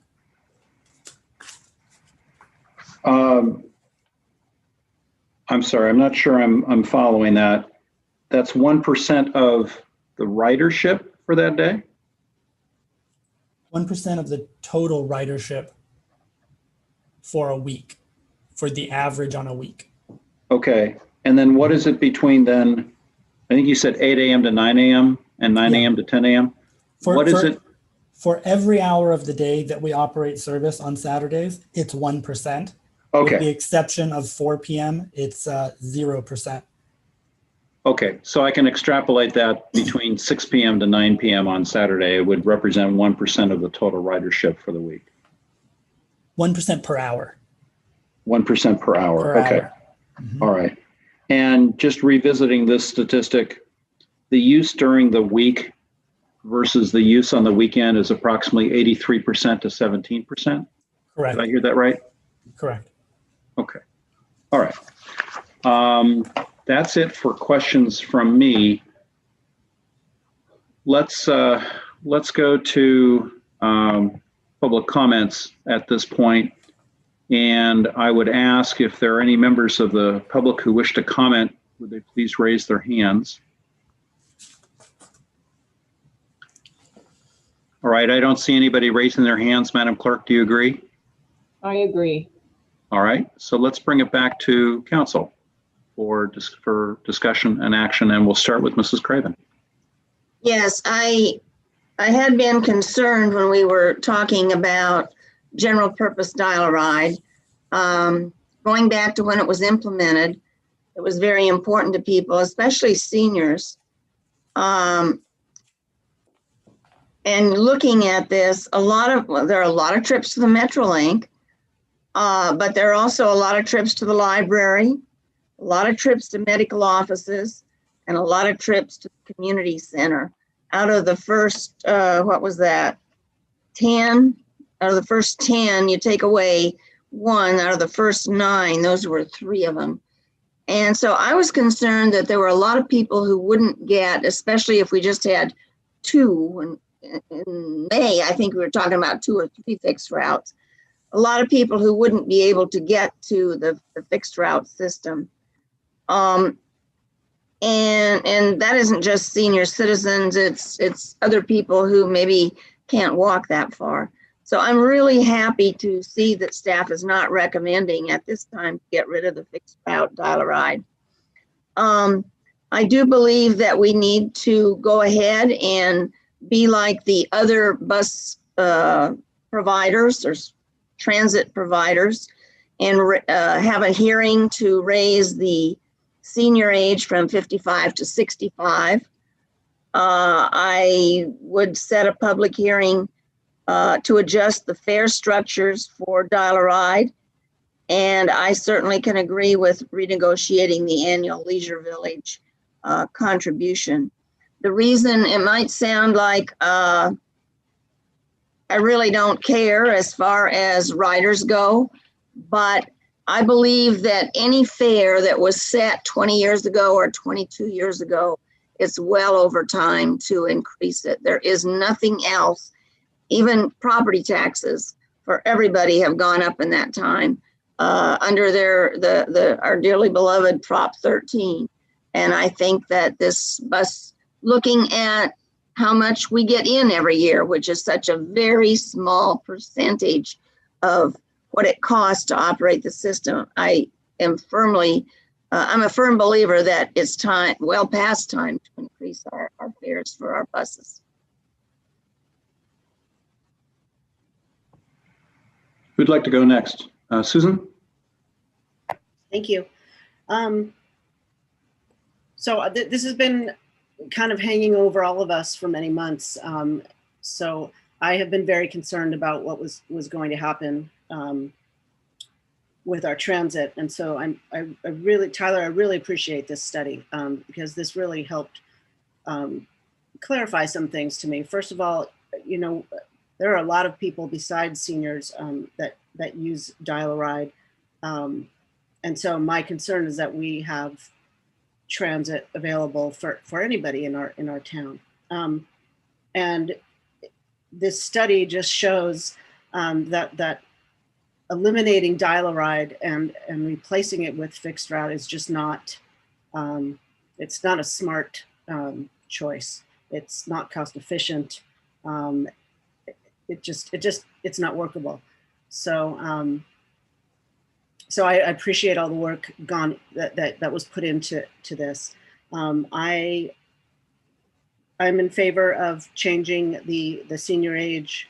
I agree with Mrs. Craven that we need to increase fares. And I also agree that I think Leisure Village needs to renegotiate their share as well. So that's all I have. Thank you. Who'd like to go next? Mr. Mulchay? I have one follow-up question to Tyler. We have no data by which to determine of the users how many are between the ages of 55 and 65. Is that correct? Excellent question. No, we do not. It is just a senior yes, no. Okay. So I'll agree with the other two, like two other colleagues who already spoken. I mean, obviously, the weight or the cost of public transit is significant to the city, and it's one of those costs that have been going up rather quickly as we had to approve a new contract with RapDev recently, and those costs, you know, it was a lot to swallow, those increased costs, and so it made kind of reviewing public transit and how it worked, whether there were feasible alternatives, all the more needed. You know, it's always we always want to maintain access. We want to maintain mobility. That's the purpose of a program such as this. But while we can explore the means by which to mitigate or reduce costs of taxpayers, who are in large part subsidizing this service, we owe it to them to make sure we're diligent in making sure that we're providing as best a service as we can to the ridership and to those who need it, but at as little of a cost at the same time to the taxpayers who are ultimately footing the bill. And it's always a balancing act. I completely understand that.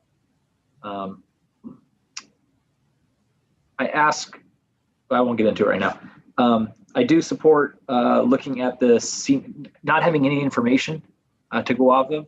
I think it's prudent for us to explore whether or not we want to raise the senior age from 55 to 65.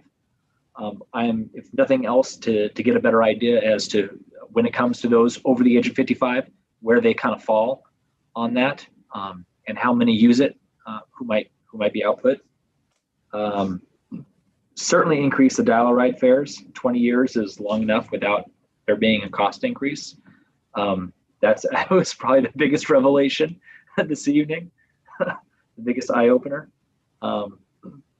You know, we're already giving Uber a run for their money in terms of the cost here. I think it's only fair that we explore increasing fares. Certainly increasing the Leisure Village contribution. I don't think that has gone. I don't know if we asked that question when the last time that went up, or I don't know if it's ever gone up since it's been instituted. Correct.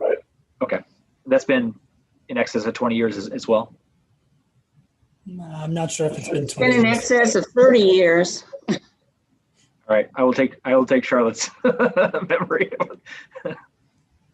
So for having that not gone up, and I understand that Leisure Village is a significant user of this service. They rely on not just the fixed route, but also general service battle ride as well, significantly.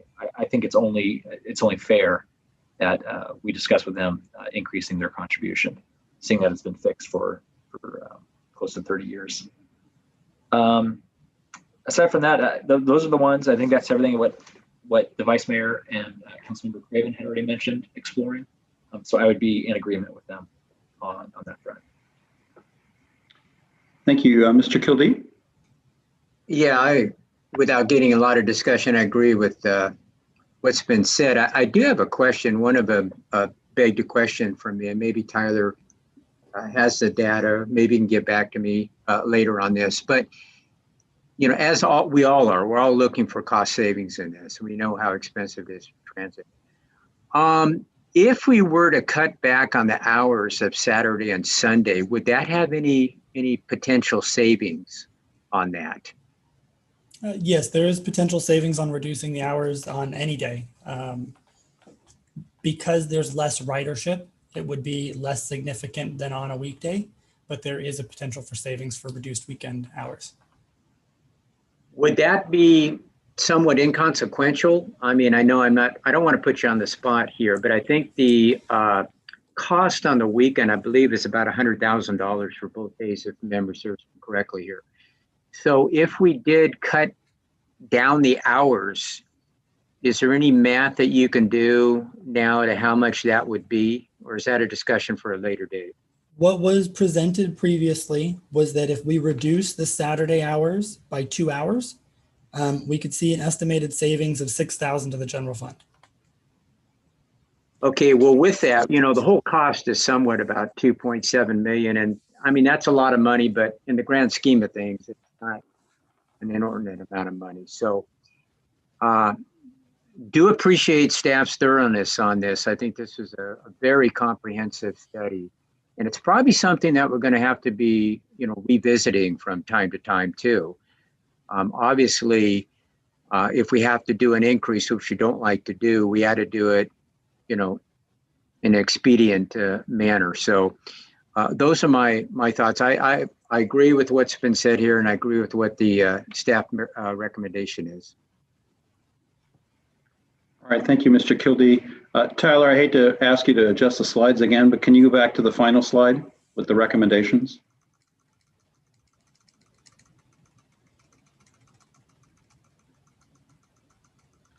I had a quick question on something. Under number 1, where it says based on the low concentration of demand, that's from a geographic standpoint, correct? In other words, there's a wide dispersal. Isn't that what that is intended, that language is intended to indicate?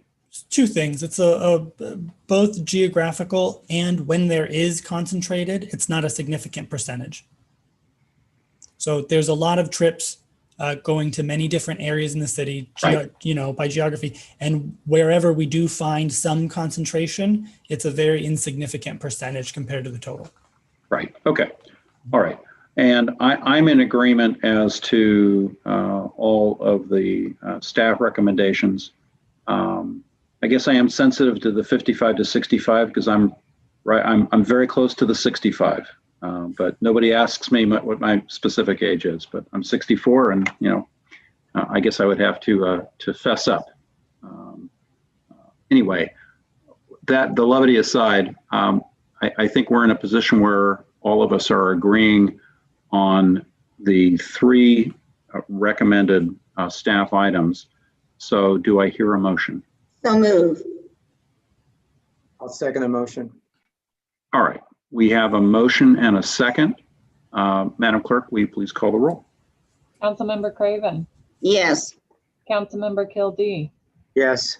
Councilmember Mulchay, Yes. Vice Mayor Santangelo, Yes. Mayor Tremblay. Yes. The motion carries unanimously. And Tyler, I know we have one additional item to do, but I really wanted to compliment you on the thoroughness of your presentation. Like the other council members already gave you their appreciation. I really deeply appreciate how much time this takes for you to do, and you did an excellent job presenting it. Thank you. Let me inquire of the council. It's about 6:49. We've got a 7:30 coming up. Do members want to do we want to go ahead and try and get to this trolley item now and see if we can dispense with this and then take a short break prior to 7:30? What's the sense of the council? It's up to you three because Mr. Kildee and I can't participate. Okay, let me reframe the issue. What would the vice mayor and council member Moshe like to do? Should we mush ahead? I'm for pushing ahead. I don't think there'd be a lot of time discussing this. The presentation seems relatively short. Okay, Madam Vice Mayor, do you agree? Yeah, that's fine. Okay, so let's go ahead then. Since this is Public Works night, we're now going to go to item, and I affectionately say Public Works night, item 3C, Camarillo Area Transit Trolley Services. I guess at this point, we'll go ahead, Mrs. Craven. I need to recuse myself from this discussion because one of the bus stops for the trolley service is within 500 feet of one of the properties that I own.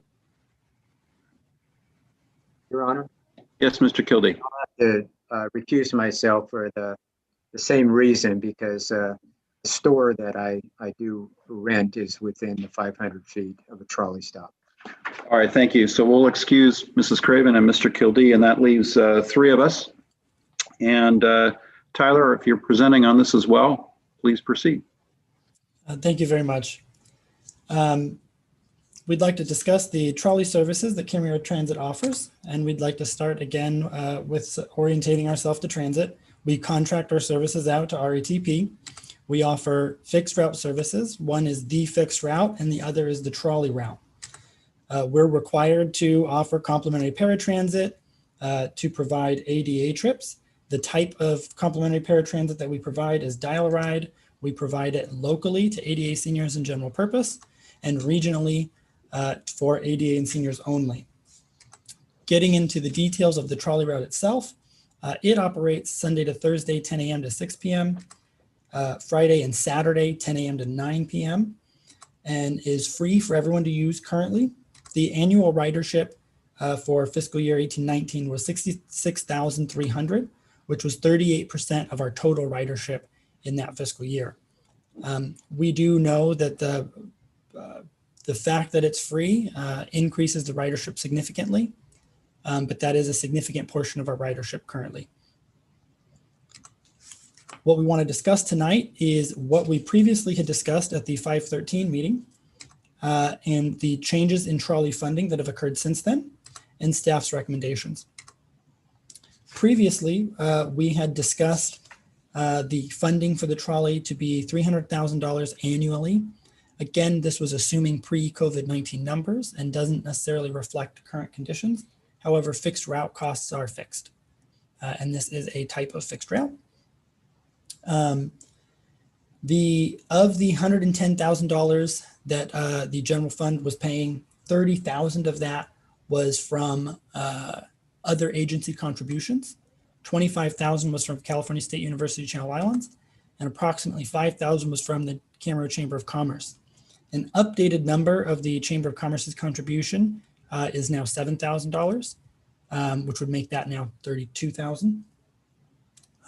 But Council had previously discussed the following options: to introduce a fare on the trolley, to eliminate the lease expense of the trolley, and to discontinue the service. Of those options, Council gave staff direction to pursue option A and B and to reevaluate option C at a later date. For introducing a fare, what was discussed previously was to match the current fixed route fare of 50 cents for ADA senior riders and $1 for general purpose riders. That's an anticipated revenue of $36,000 if implemented. However, a public hearing is required to establish that fare.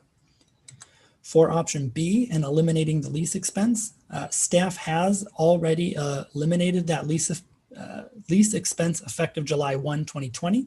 We replaced the trolley vehicle with a city-owned vehicle that matches the existing CAT fleet. Regarding changes to trolley funding, the Chamber of Commerce discontinued their contribution.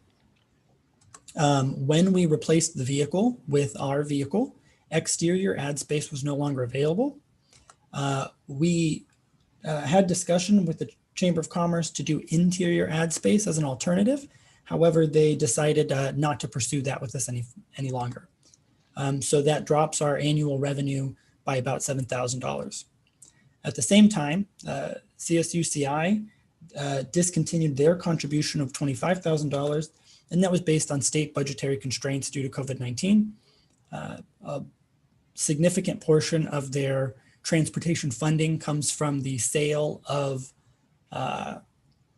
parking passes and parking permits, and since they are primarily online this year, they won't be receiving that. So they discontinued that effective July 1, and that was a reduction of $25,000 annually. Staff recommends setting a public hearing to establish a trolley fare, and we recommend matching the existing fixed route structure for 50 cents for ADA senior and $1 for general purpose. That would be an estimated annual increase of $36,000. The implementation of that fare helps offset the loss of revenue of approximately $32,000 from the combined Chamber of Commerce and CSUI no longer contributing. And that concludes the presentation. I'm available for questions. Thank you, Tyler. Who'd like to ask questions? Mr. Mulchay first, followed by Ms. Santangelo. I want to walk down memory lane, put this all in a little bit more context. I was on the council when the trolley was initially proposed and implemented. It's my understanding that how the trolley service was initially conceptualized was that it was going to cost about $200,000, or $180,000 to $200,000 a year, half of which was going to be put up and covered by shopping centers, Chamber of Commerce, CSUCI, I think, and then the city was going to foot half, if not less than half, of the total $200,000 cost. Tyler, I don't know if you. Actually, when it was originally proposed to council, the concept was that the cost, I forget the initial cost as well, 180, 200,000 is an appropriate estimation, but that the FTA funds would cover about 2/3 of it, and that the remaining cost would be covered by shopping center contributions through the Chamber of Commerce. And that was just to fund the trolley entirely without even the sale of ad space. And then a month 2 after we started, the shopping centers backed out, and we were left footing the bill. That's when we worked with the chambers as CSUCI had always contributed their contribution. But that's when we worked with the chamber to find a way to find those funds. And their goal was $25,000 annually. However, based on their ad sales and their, interest, not many people were interested in having ads on the trolley exterior, and we were only able to recover about $7,000 on average per year. That's the point. My point being is that we're quite off the reservation from what had initially been thought that this was going to be managed. Yes.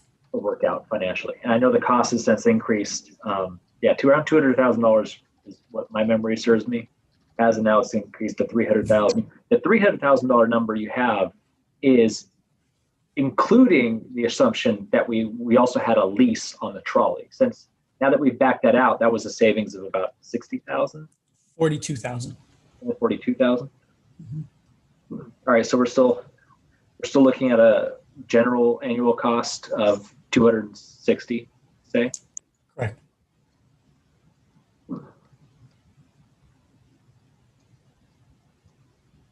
We're going to get to a legitimate question here in a second.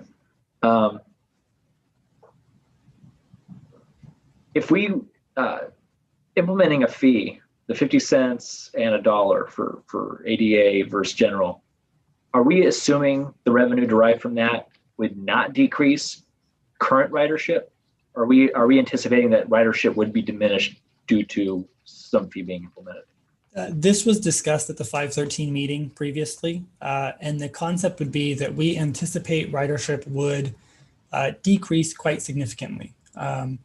The method in which we estimated it is kind of a rough estimation, and we estimated that it would drop by about 40%. Right. So yeah, we're not taking current ridership. Correct. By the fee. We're at least, I think we're being realistic and correct, assuming there's going to be a reduction.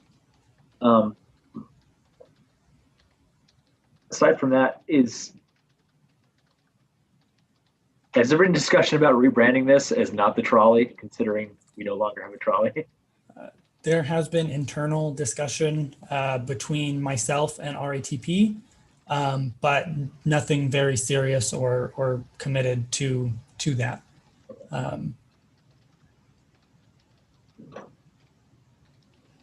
Those were,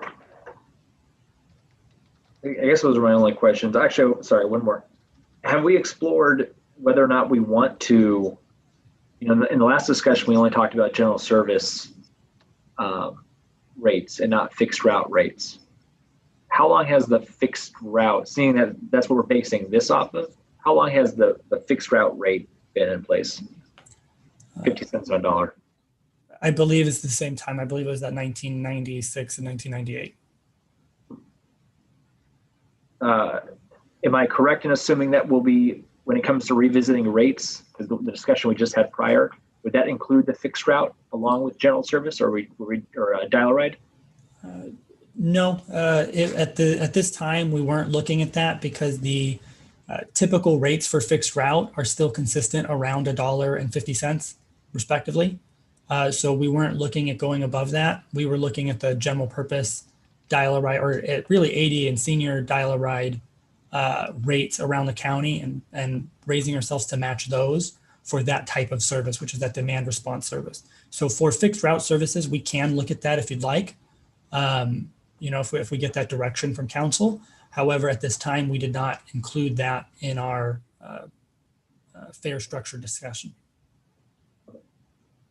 And has CSUCI indicated as to whether or not, once, knock on wood, that things resume, the world resumes to normalcy, that they may entertain revisiting? They did indicate that they would like to rediscuss that if things or when things return to normalcy, but there's no guarantee on that. That's all I had. Thanks. Thank you. Madam Vice Mayor?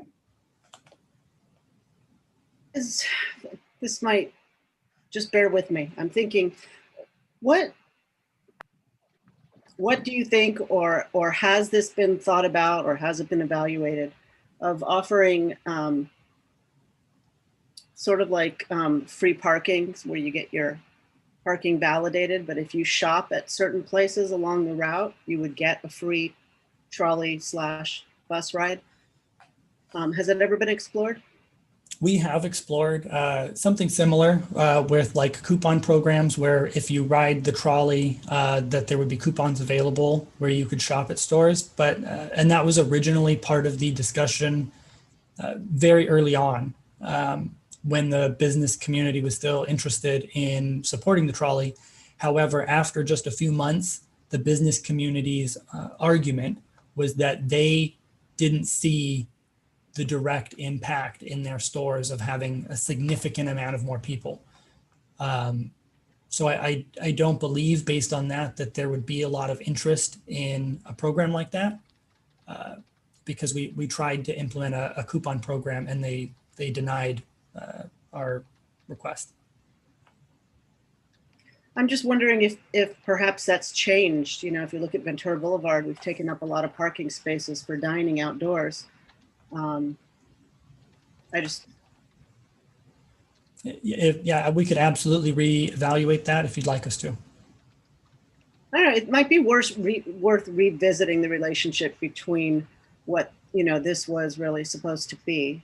And now that a different time, and maybe looking at different ways to get some buy-in from local businesses. But that's all I have. Thanks.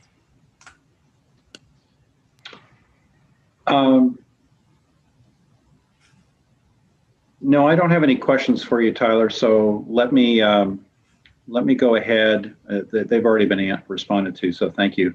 So let me go ahead and see if there are any members of the public who wish to comment on this item. If so, please raise your hand. And I do see a hand raised by Matthew Lorimer. So I'll go ahead and call on him at this point. Mr. Lorimer, you're recognized with a 3-minute limit. Okay, can you hear me? Yes, we can. Thank you. Okay. Well, I remember this program. This program was pitched by Mr. Morgan, and it was supposed to be to help the mall, the factory outlets. It was supposed to be for the university. Considering we're in COVID-19 and online shopping is high, this no longer fits the need for the community or the city. I mean, honestly, if two players, the retail sector is abandoning it, the Chamber of Commerce is abandoning it, it's costing the city money. We talk about savings, and what was the purpose of this whole program? I was there. It was pitched as a trolley, something unique as a way to help the retail establishment in the community. And also the university wanted students to ride back. This COVID-19 thing is going to probably go on for another 1.5 years. Let's be honest. The city's losing money. They have to control costs. If two of the major players have walked away from it, it's time to ask yourself a question. Is this worth continuing to spend resources when the two major players, what this was developed for is for these two people, one for the students who would come out and utilize it, and the other would be the retail sector, and also the chamber, which promotes business. If the chamber's not promoting it and it's not working for business and it's not helping retailers, and the university is online because of COVID-19, it no longer fits what it was intended to do. And therefore, I think it's time as city council, you guys look at this and say the program no longer serves a need. Maybe it can be re-erected in the future. And I'm not saying it should be permanently dismantled, but at this given time, you have responsibility to control costs. And you have two people, major people, actually three, the fact is it's not working anymore. Okay, it's costing the city money. The university students are not using it. They're online because of COVID-19. And those are mitigating factors to close this program down. You have to really consider that because the times have changed. During epidemics in life, things change. And this is time to really, I believe, to close this program down. It no longer is serving what it was meant to be. It was pitched as to help demographics, and those demographics are no longer contributing to it. Therefore, it's time to, I really believe, as responsible councilman, to end the program. In the future, we look at it. So I hope you will consider that because I think it's important. Thank you. Thank you, Mr. Lorimer. Let's see. I do not see anyone else with hands raised. Am I correct on that, Madam Clerk? That's correct. Okay. So let's bring it back. Let's bring it back to the council. I have a question for you, Tyler, and that is, there's a portion in the staff report that, and I'd like you to speak to it, that talks about that if the council were to discontinue in toto the trolley service, that would create a potential issue for the city regarding unmet transit needs and the use of TDA dollars. Could you briefly explain what that issue concerns? Yes, and we had previously discussed this at the May 13th meeting as well.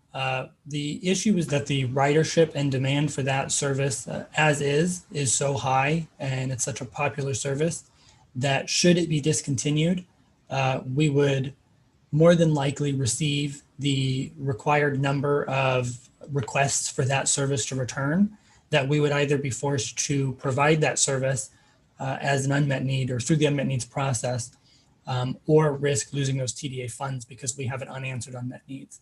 So, and again, part of the process of getting through an option to look at discontinuing that would be, we would need to demonstrate that it isn't a warranted service. And by implementing a fare, we can see when we match our other services in town, that if it's warranted or not based on the ridership changes. So if we implement a fare, we would anticipate, as Sean noted earlier, that it would decrease the ridership. And the question is, how much would it decrease? Right. And isn't the real issue with respect to or would you agree that the real issue with respect to potential loss of use of TDA funds is the loss of the city's ability to use those TDA funds for street and road improvements, which inures to the city's benefit? Am I understanding that correctly? Absolutely. Instead of having to use general fund money. Correct. Okay. And I take it further than that's the reason for staff's suggestion on approaching this, if you will, on an incremental basis. Exactly. One of the things that and I'm supportive of staff's recommendation. One of the things that I'm mulling over is, I understand the $1 and the 50-cent rate structure, but at some point I would like to revisit that for the fixed route service as well as for the trolley service, and not tonight and not in the next few weeks. On the other hand, and I would like to go back and revisit that, but I'm supportive of having us setting a public fare, for the trolley service consistent with the numbers indicated in the staff report. And I realize, with apologies to my colleagues, that I guess I went first on council comments, since it's now come back to the council for us to discuss. So let me stop there and ask the Vice Mayor and Mr. Mulchay for your further comments. Thank you. Yes, Vice Mayor Santangelo. I did want to address Mr. Lorimer. I agree that there was a specific intent when this was put into service, but it has evolved into 38% ridership, and that's a significant chunk of ridership. And so I am not ready to do away with this route with the trolley service. I think people use it, and I don't want to take that away. So I agree and am in favor of setting a public hearing to address the fare. And I really would like to see if there's a way for us to revisit some sort of partnership with local businesses that might look different than what was originally proposed and agreed upon. But to see if there's any room for that now. We're in a different time. There might be something COVID related that is even temporarily beneficial for our businesses. But so I would like to see that happen if my colleagues agree. Thank you, Mr. Mulchay. I tend to agree with staff's recommendation. I too would like to revisit the fare, not just implement the fare that's recommended here, but considering that it's been possibly in excess of 20 years since this fare has moved. It kind of goes hand in hand with the conversation we had on the last item, for something to be fixed for that duration of time when everything else around us, the costs have gone up significantly. If it's simply exploring an extra 50 cents or $1, I think it's in the scope of things. I think it's rather it's not that much considering how much the cost of everything else has gone up, particularly the cost of providing such a service, and all the logistics and stuff. Similar to what has already been said, and echoing what Mayor Tremblay had recommended, I'd be in favor of staff's recommendation, as well as at a later date, looking and further exploring the fixed route fare. Thank you, Mr. Mulchay. Just a process question for Tyler. If the city sets or staff sets a public hearing to establish a fare, is the maximum amount of the fare to be considered part of that public hearing notice, or is it left ambiguous? It can be left open-ended. The public hearing can simply be, the notice can be to adjust the transit fare structure. And then we can present multiple options at that public hearing. Okay, all right. Let's see. Do I hear, I already made my comments, so do I hear a motion? I'll move the suggested action. And Mr. Mulchay, did you second that? Yeah. Okay, sorry. Madam Clerk, will you please call the roll? Councilmember Mulchay, Vice Mayor Santangelo, Yes. Mayor Tremblay. Yes. And I'm sorry, go ahead, Jeffrey, announce the vote, please. Motion carries 3-2 with Councilmember Craven and Kildee absent. Correct. And Tyler, again, with our compliments on a job well done. Very good presentation on both of these items. Long evening for you. All right. It's now 7:16.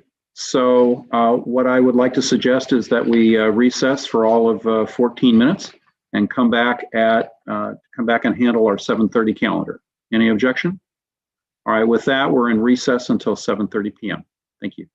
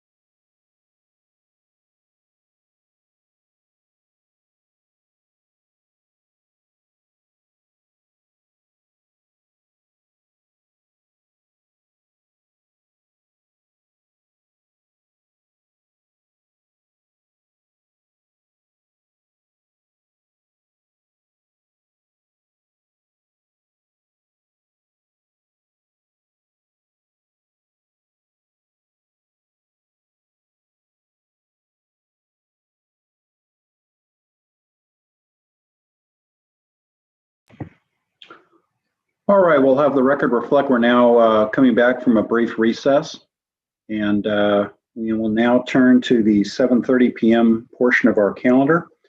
The first thing up will be public comments on items not on this evening's agenda. Looking at my screen, I believe we have, well, first of all, let me just announce it. If there's anyone in the public who wishes to comment, please raise your hand so that we can see this on the Zoom screen. We have one person who wishes to offer a public comment at this time, so I will recognize Matthew Lorimer. Can you hear me? Yes, we can. Thank you. Okay. Tonight I have a very important topic I'd like to talk about, and it has to do with the Pleasant Valley Park District, a food pantry. I did find out some things today from the CEO of Food Share. I also talked to the Park District, but I'd like to give some insight to the public and the City Council. Back in 2008, when I ran for City Council, as you know, we have a large senior population. And one of the things that I talked to people about, and they told me, is the need for additional food due to the things they retired on, basically their income, the fact they had to cut pills. The food pantries in town were a little more difficult because people had kids. They moved a little faster, seniors moved slower. So there was a need. And so the need was to have a food pantry. Again, back then I talked to the Park District, told them my idea. I talked to a friend of mine, Bob Showwater, who runs a pantry out of Simi Valley, which was New Hope Church. Told him I wanted to open a pantry. He agreed. And basically we started this thing, and we were getting food from, to this day, they were getting food from Trader Joe's in Westlake and Thousand Oaks. Eventually that church folded and another church took it over, which was Lighthouse Bible Church House in Simi Valley. And so apparently, you know, they've been serving the Park District, you know, the food pantry, the primary holder, the agency, for I believe 3 or 4 years. And by the way, during that 3 or 4 years, they signed up with Food Share. So recently, Food Share, when they did some audits through Feed America, they found out the church didn't have a 501c. So the bottom line is it was not allowed to get food anymore. So, you know, talking to Monica White, they are going to umbrella the Park District to do this. There's still negotiations going on, but it's very important that the Camarillo City Council, you give your voice of support, because this pantry is extremely important. It serves 70 to 80 to 90 people given the week and time. So I've talked to a few of the council members. I've talked to Julie Brownlee. It's very important that this pantry continue. So I hope you will give your voice of support for the Park District in trying to further continue this operation, because we're in a COVID-19 and seniors definitely need that food in this time era. So again, I hope you will give your voice of support, and thank you for your time. Thank you, Mr. Lorimer. Let's see. I do not see any other individuals who wish to offer public comment. Madam Clerk, can you confirm that? That's correct.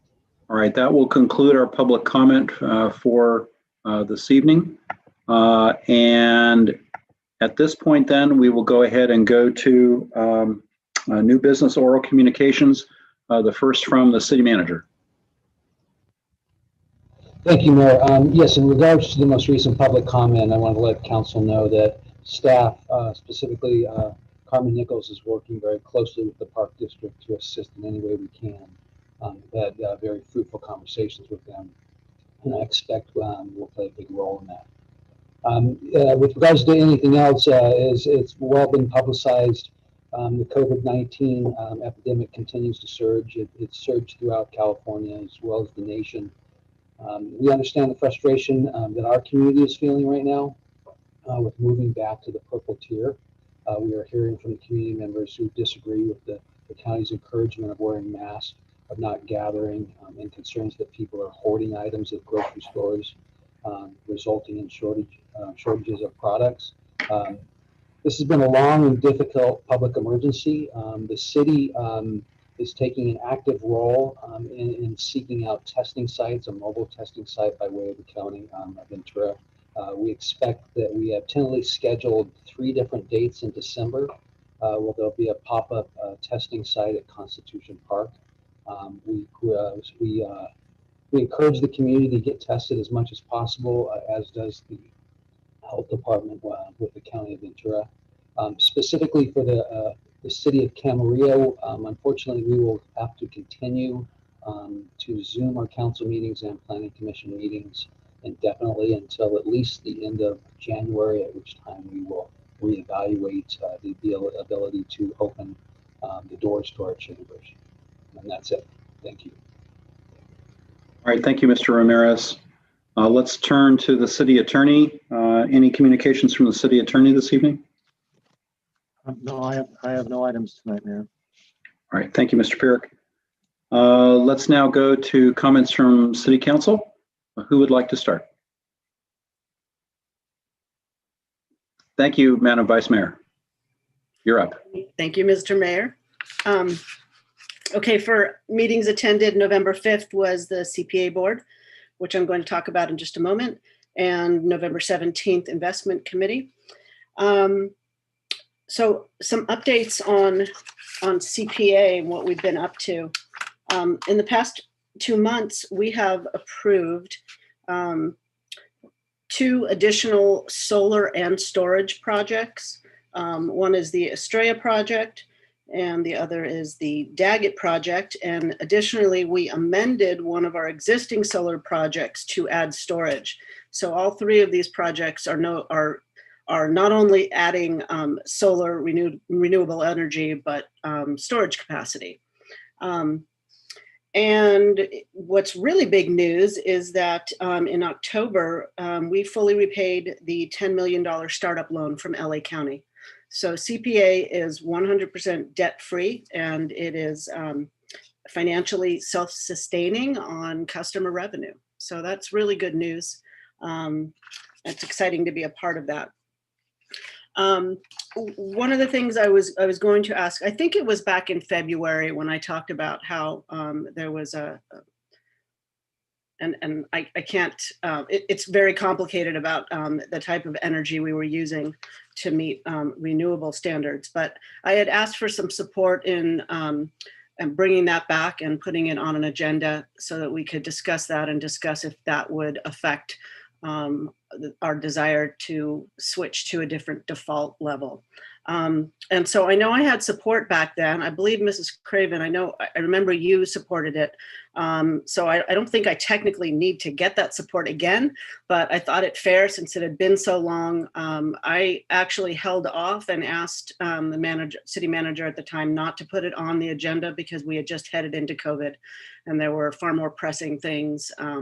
But the reason I want to address it is that we have until January 1st to change our default level, and that would go into effect in October of 2021.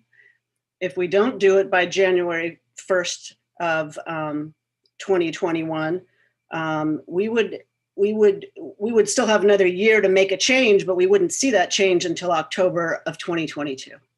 So I know there's only one regular meeting left in the year, but I would really like that to get on the agenda so we could talk about that. COVID.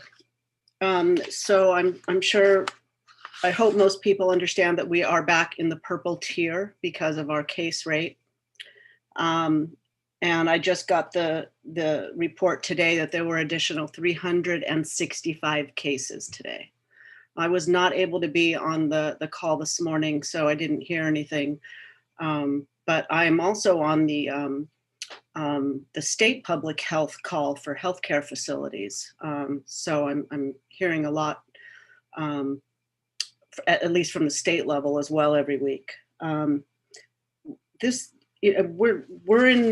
in bad shape, and I'm really pleading to everybody in our community to understand that our economic health is tied to our public health.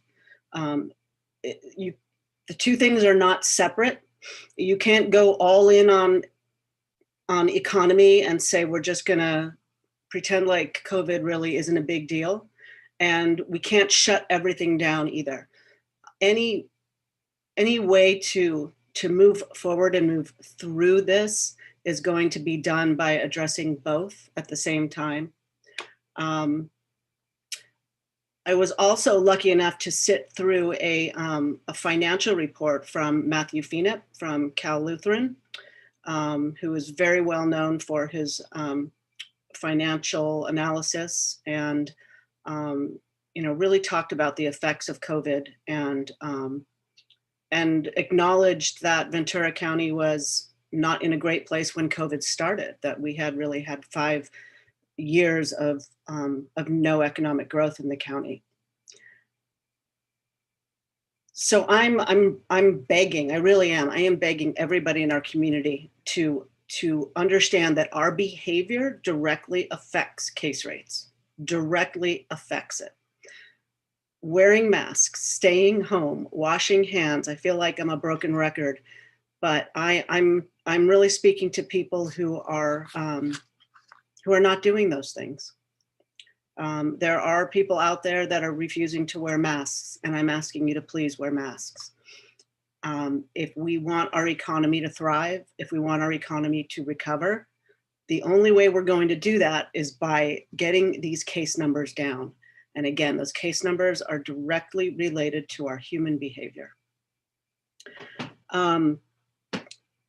It's even scarier. We're going into colder season. We're going into the holidays. Again, I'm a broken record. I'm saying this again and again. I just told my son not to come home from Washington for Thanksgiving. My family has decided that we are not going to have dinner together, even socially distanced, even outside. We are not doing it. Some of that is personal because I'm worried about my parents. But most of that is that we are concerned about public health. And my sister and her family and me and my son who is at home, we interact in the community. I have a job that I go to in healthcare, in congregate care, and I don't want to bring it there, and I don't want to spread this virus around. I know this is not what we want. I know it's hard. It's breaking my heart not to see my son, and I haven't hugged my parents since February. So I get it. I know this is hard. I know we're tired of it.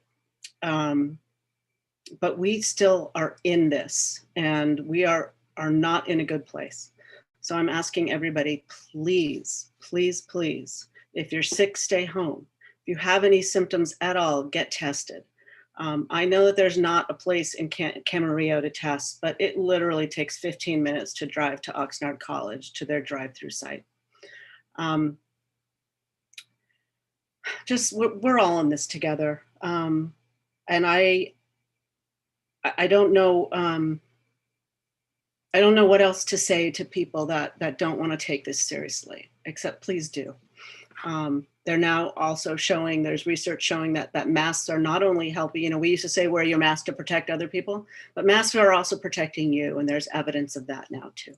So the last piece of this is please get your flu shots. We are in flu season, and if we have people that are sick and in the hospital because of the flu, that's only going to make COVID worse. I'm a nurse. I care very much about healthcare workers, and I know that what they're doing and what's going to happen as our numbers are going up now, the lagging indicator of hospitalizations and ICU hospitalizations are going to start creeping up. They're actually going to probably start spiking up.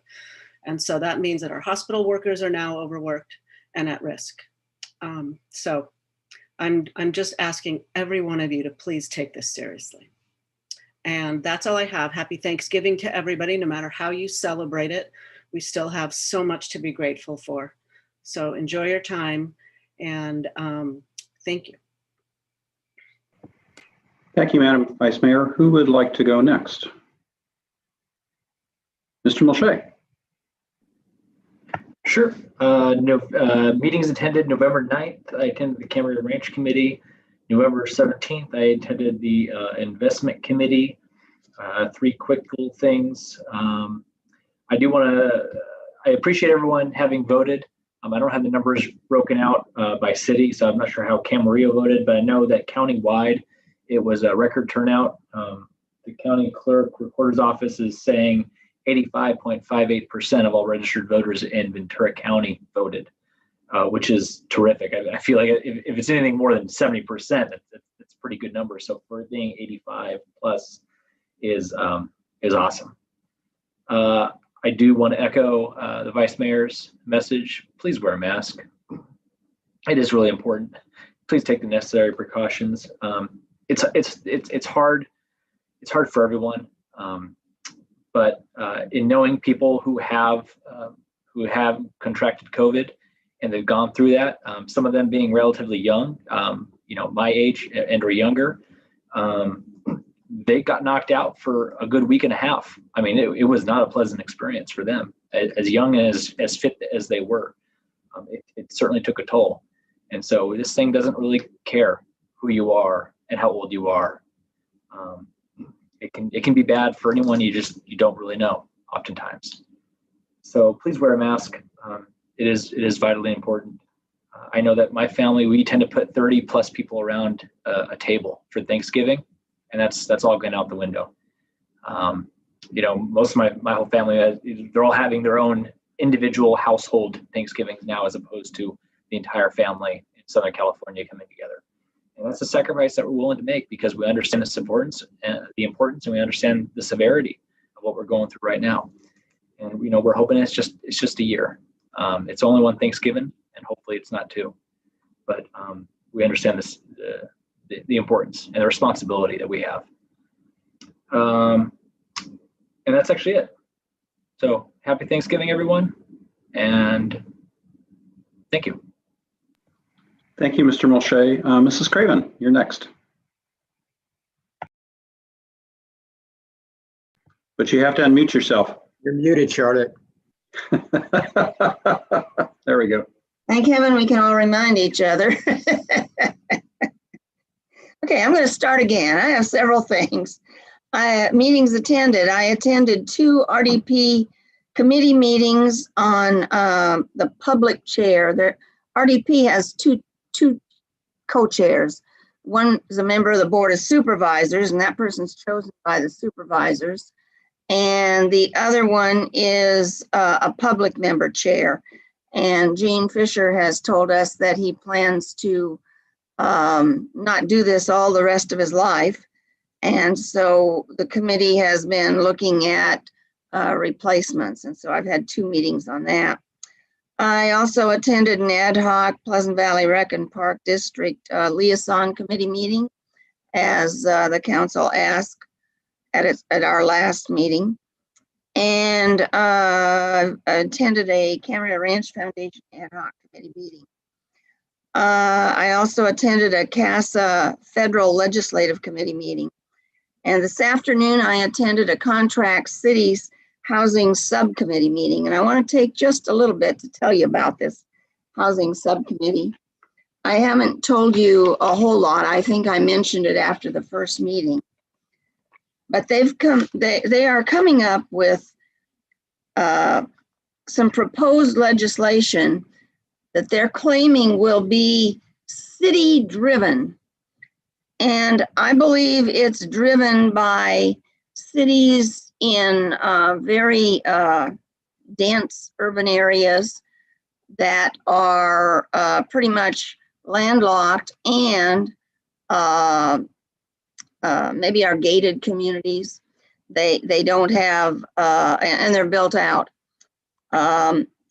in their eyes, not in the state legislature's eyes. So this committee is trying to develop a proposal that Senator Allen, who represents them, Rolling Hills Estates, Hermosa Beach, and the other beach cities, and some of the other cities in that area. And it would be a proposal that would mandate that every city And they're now saying county, every local government must participate in a housing trust fund. And the housing trust fund could be a cog, or it could be something separate. It could be like ours, but it would manage the money that each of the cities and the county would have for low-income housing and decide where this housing would be best placed.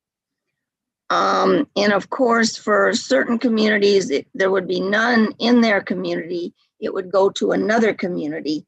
I kept raising the question at previous meetings of, so how does this satisfy RHNA numbers and all that? And they've come up with a way of, under a cap and trade idea, if you contributed so much money and your housing were built in another city, then you would have fulfilled your RHNA numbers.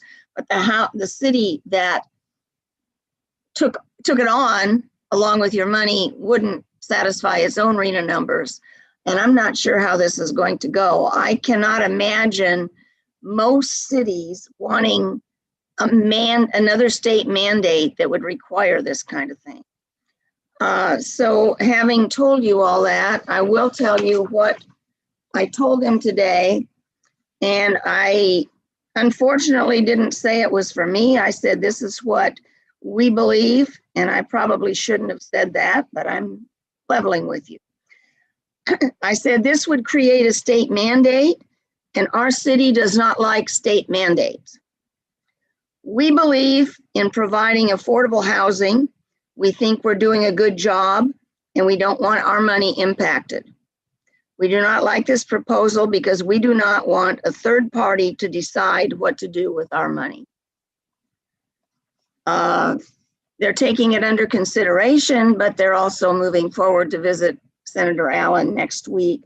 So I think it's going to be interesting. I don't know. I really can't imagine him putting this legislation forward, but if he does, I also cannot imagine us as a city deciding that we're going to support it. We may want to fight it. Okay, having said all that, I want to also say on a completely different note that a very good member, resident of the city of Camarillo passed away within the last week, and that's Ed Bellion. I don't know if you knew Ed or not, but he was a vital part of RDP 21. He was a member of the Air National Guard out at the 146th Airlift Wing. He was retired, but we often had National Guard issues when RDP went to Washington. He was very helpful in writing the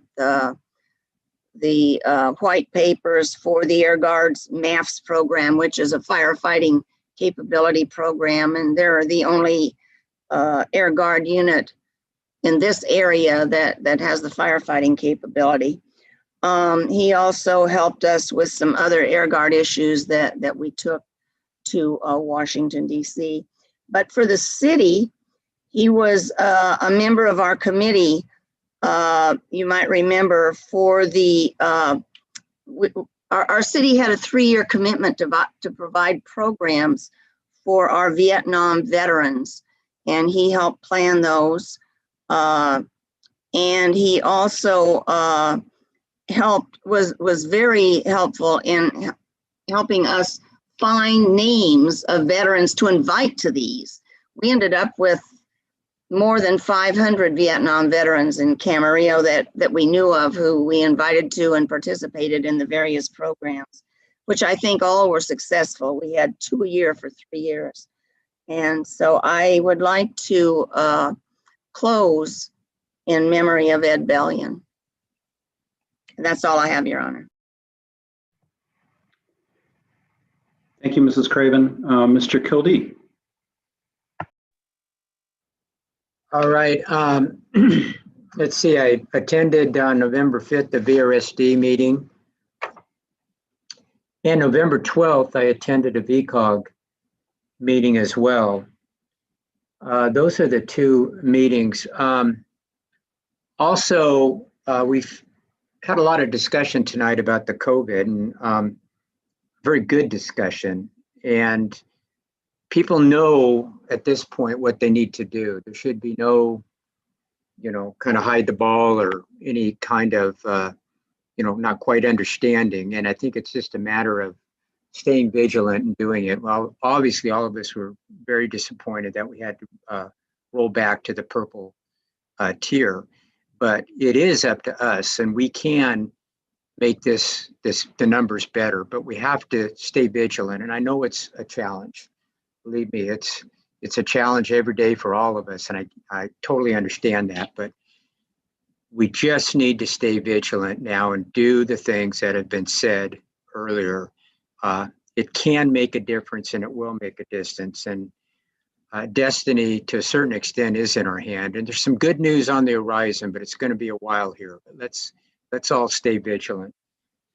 Also, just kind of briefly, I did mention this at the last meeting. As most of you know, to a certain extent, I live on what's referred to as the holiday street, if you will, the Christmas street. And there's literally hundreds of people that either walk or drive by there. And I'm working with staff to get some criteria to see if there's some information that we could pass along. I don't have a lot of message yet, but I want all the public that's listening to this and the council members know that we're working on some criteria for this. And I'll have more information at the next meeting on this too.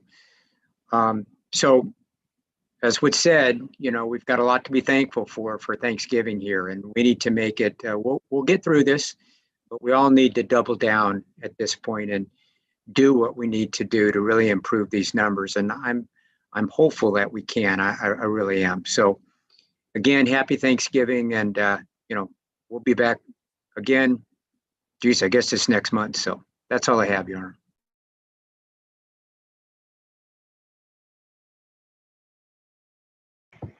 There we go. Finally got unmuted. Thank you, Mr. Kildee. All right, meetings that I've attended since the last council meeting. On November 5, I testified in front of the Ventura County Planning Commission and offered testimony on behalf of the city with regard to the proposed industrial hemp cultivation ordinance that's being considered and will ultimately go to the Board of Supervisors. On November 6th, I had a Ventura County Transportation Commission board meeting. On November 9th with Mrs. Craven, a ad hoc committee meeting with the city and Pleasant Valley Recreation and Park District. On November 13th, I had a Metrolink Board of Directors meeting and then a policy committee meeting again with Mrs. Craven. As far as comments tonight are concerned, the first is I certainly heard Mr. Lorimer's comments with respect to the food pantry at PV Rec and Park District. And I guess if I'm understanding him correctly as to the current status, hopefully that matter is being worked on by the Recreation and Park District and Food Share and the other involved parties. I will say, and I'm hopeful that it is worked out. It's especially important during these next, oh goodness, 4 or 5 months, 6 months at least. We saw this coming. There's a great deal of food insecurity, and I'm very concerned about it. And the demand during the pandemic has increased significantly. I want to say exponentially, but it's at least significantly. And so food pantries are critically important. So I'm hoping that gets worked out. I did have a question for Public Works, which they don't need to answer tonight, but I want to know, I received some input from a resident in Mission Oaks about the lack of street sweeping. They live adjacent to one of the parks and just across the street from one. And on the curbside that's adjacent to the park, that just never seems to be swept because there are cars parked there and people going in and out. And my question to the city staff was, and maybe Mrs. Craven or Mr. Kildee can tell me whether or not the city has ever investigated the potential for installing like no parking street sweeping signs for particular days of the week at some specific locations. Don't know whether the city's ever investigated, but it sounds like looks like Mrs. Craven may have a ready answer to that question. I can't remember how long ago it was. It was probably as long ago as when we last raised the bus fares.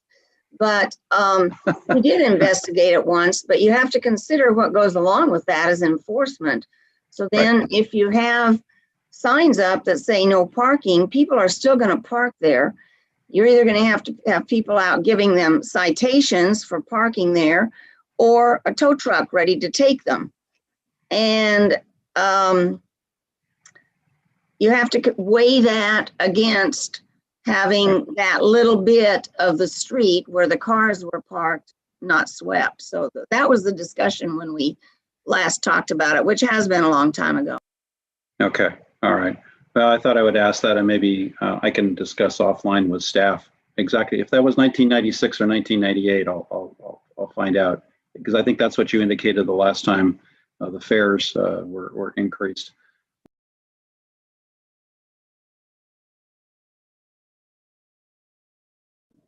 You're muted. You muted yourself.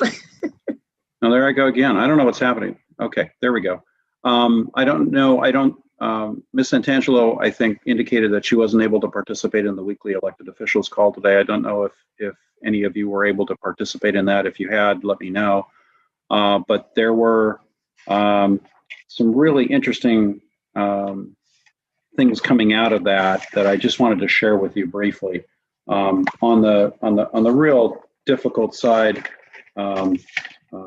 Susan was absolutely correct. Actually, as of this morning, I think the report was of 360 new cases. It sounds like now there are 5 more added, so 365 new cases. But that's 1,000 cases this week, which adds up to where we were back in July, which is really serious. And I don't know any other. It's impossible to understate the degree of concern on this. The number of hospitalizations, at least as of this morning, was 54, and which is the highest in months. And the current ICU hospitalizations for COVID-19 are 13, which is still relatively low, but still higher than it's been. And it's of great concern. I asked some very, you know how you submit written questions in advance, and I asked some very specific questions addressed to Dr. Levin about the planning for vaccine distribution and the infrastructure that goes along with that. And there's some very interesting thoughts that he shared on that, but just from a macro level, it appears that when the vaccines come in, and let's say, for example, the Pfizer vaccine, and or the other one, I guess Moderna, and this of course presumes that both are approved by the FDA for distribution and so on. But it looks like their first stop will be they will be deposited with what the county health department is calling multi-county entities, or MCEs. There we go with another acronym. But they're hospital systems that are present in 3 or more counties, like Kaiser. But I also know that Common Spirit, Dignity Health, is present in multiple counties and so on. And they would also go to state-associated detention facilities as well. And the first up, according to Dr. Levin, in order to receive the vaccines would be the licensed professionals at our hospitals who are caring for COVID-19 patients. So that would be the doctors and the nurses appropriately, with a second layer, and this is all still in the planning stages, but a second layer or administration being available to people with comorbidities, and specifically obesity, diabetes, high blood pressure were mentioned. There is also the pharmacies are being encouraged. One of my questions was, well, what about the pharmacy chains like CVS and Rite Aid, et cetera? And apparently there is planning where they are being encouraged to develop relationships with long-term care facilities. But then that also, I think, begs the question of what happens with, for example, our physicians' offices utilized. Because in particular, you'll know that with some physicians' office, particularly on the pediatric side, they are built to do vaccinations. I mean, they've got it down. So there's a lot more planning that is ahead on this. But it was interesting that the anticipation anyway, presuming that we have vaccine or vaccines that are approved for distribution on an emergency basis, that Dr. Levin could see those going out sometime in December, then with the second layer of vaccines going out in January, February. But timing wise was very interesting because he said, well, he didn't want to be caught on this one, but his timeline that he gave this morning was he thought later in the spring, May to June, for generally available to the public. So the bottom line is that we now still have at least a 5 to 7 or 6 to 8 month period ahead of us. And right now, given the case levels that are really significant, particularly given the weather coming up, winter weather and so on, we really have to do everything we can to combat this disease. And I'll just simply reiterate the Vice Mayor's request to follow public health orders. I won't go into it any more specifically than that. But she's right, and my colleagues are right. We're just entering into a very difficult period, so we need to take care of ourselves and take care of each other. And I can't reiterate it any more strongly than that. I think that's it in terms of comments. Any other council comments from anybody? Our next meeting is a reorganization meeting on December 2nd. So we will until then stand adjourned, and we will adjourn this evening in memory of Ed Bellion. Mrs. Craven? Ed Bellion. And have a happy Thanksgiving, everybody. Good night. We stand adjourned.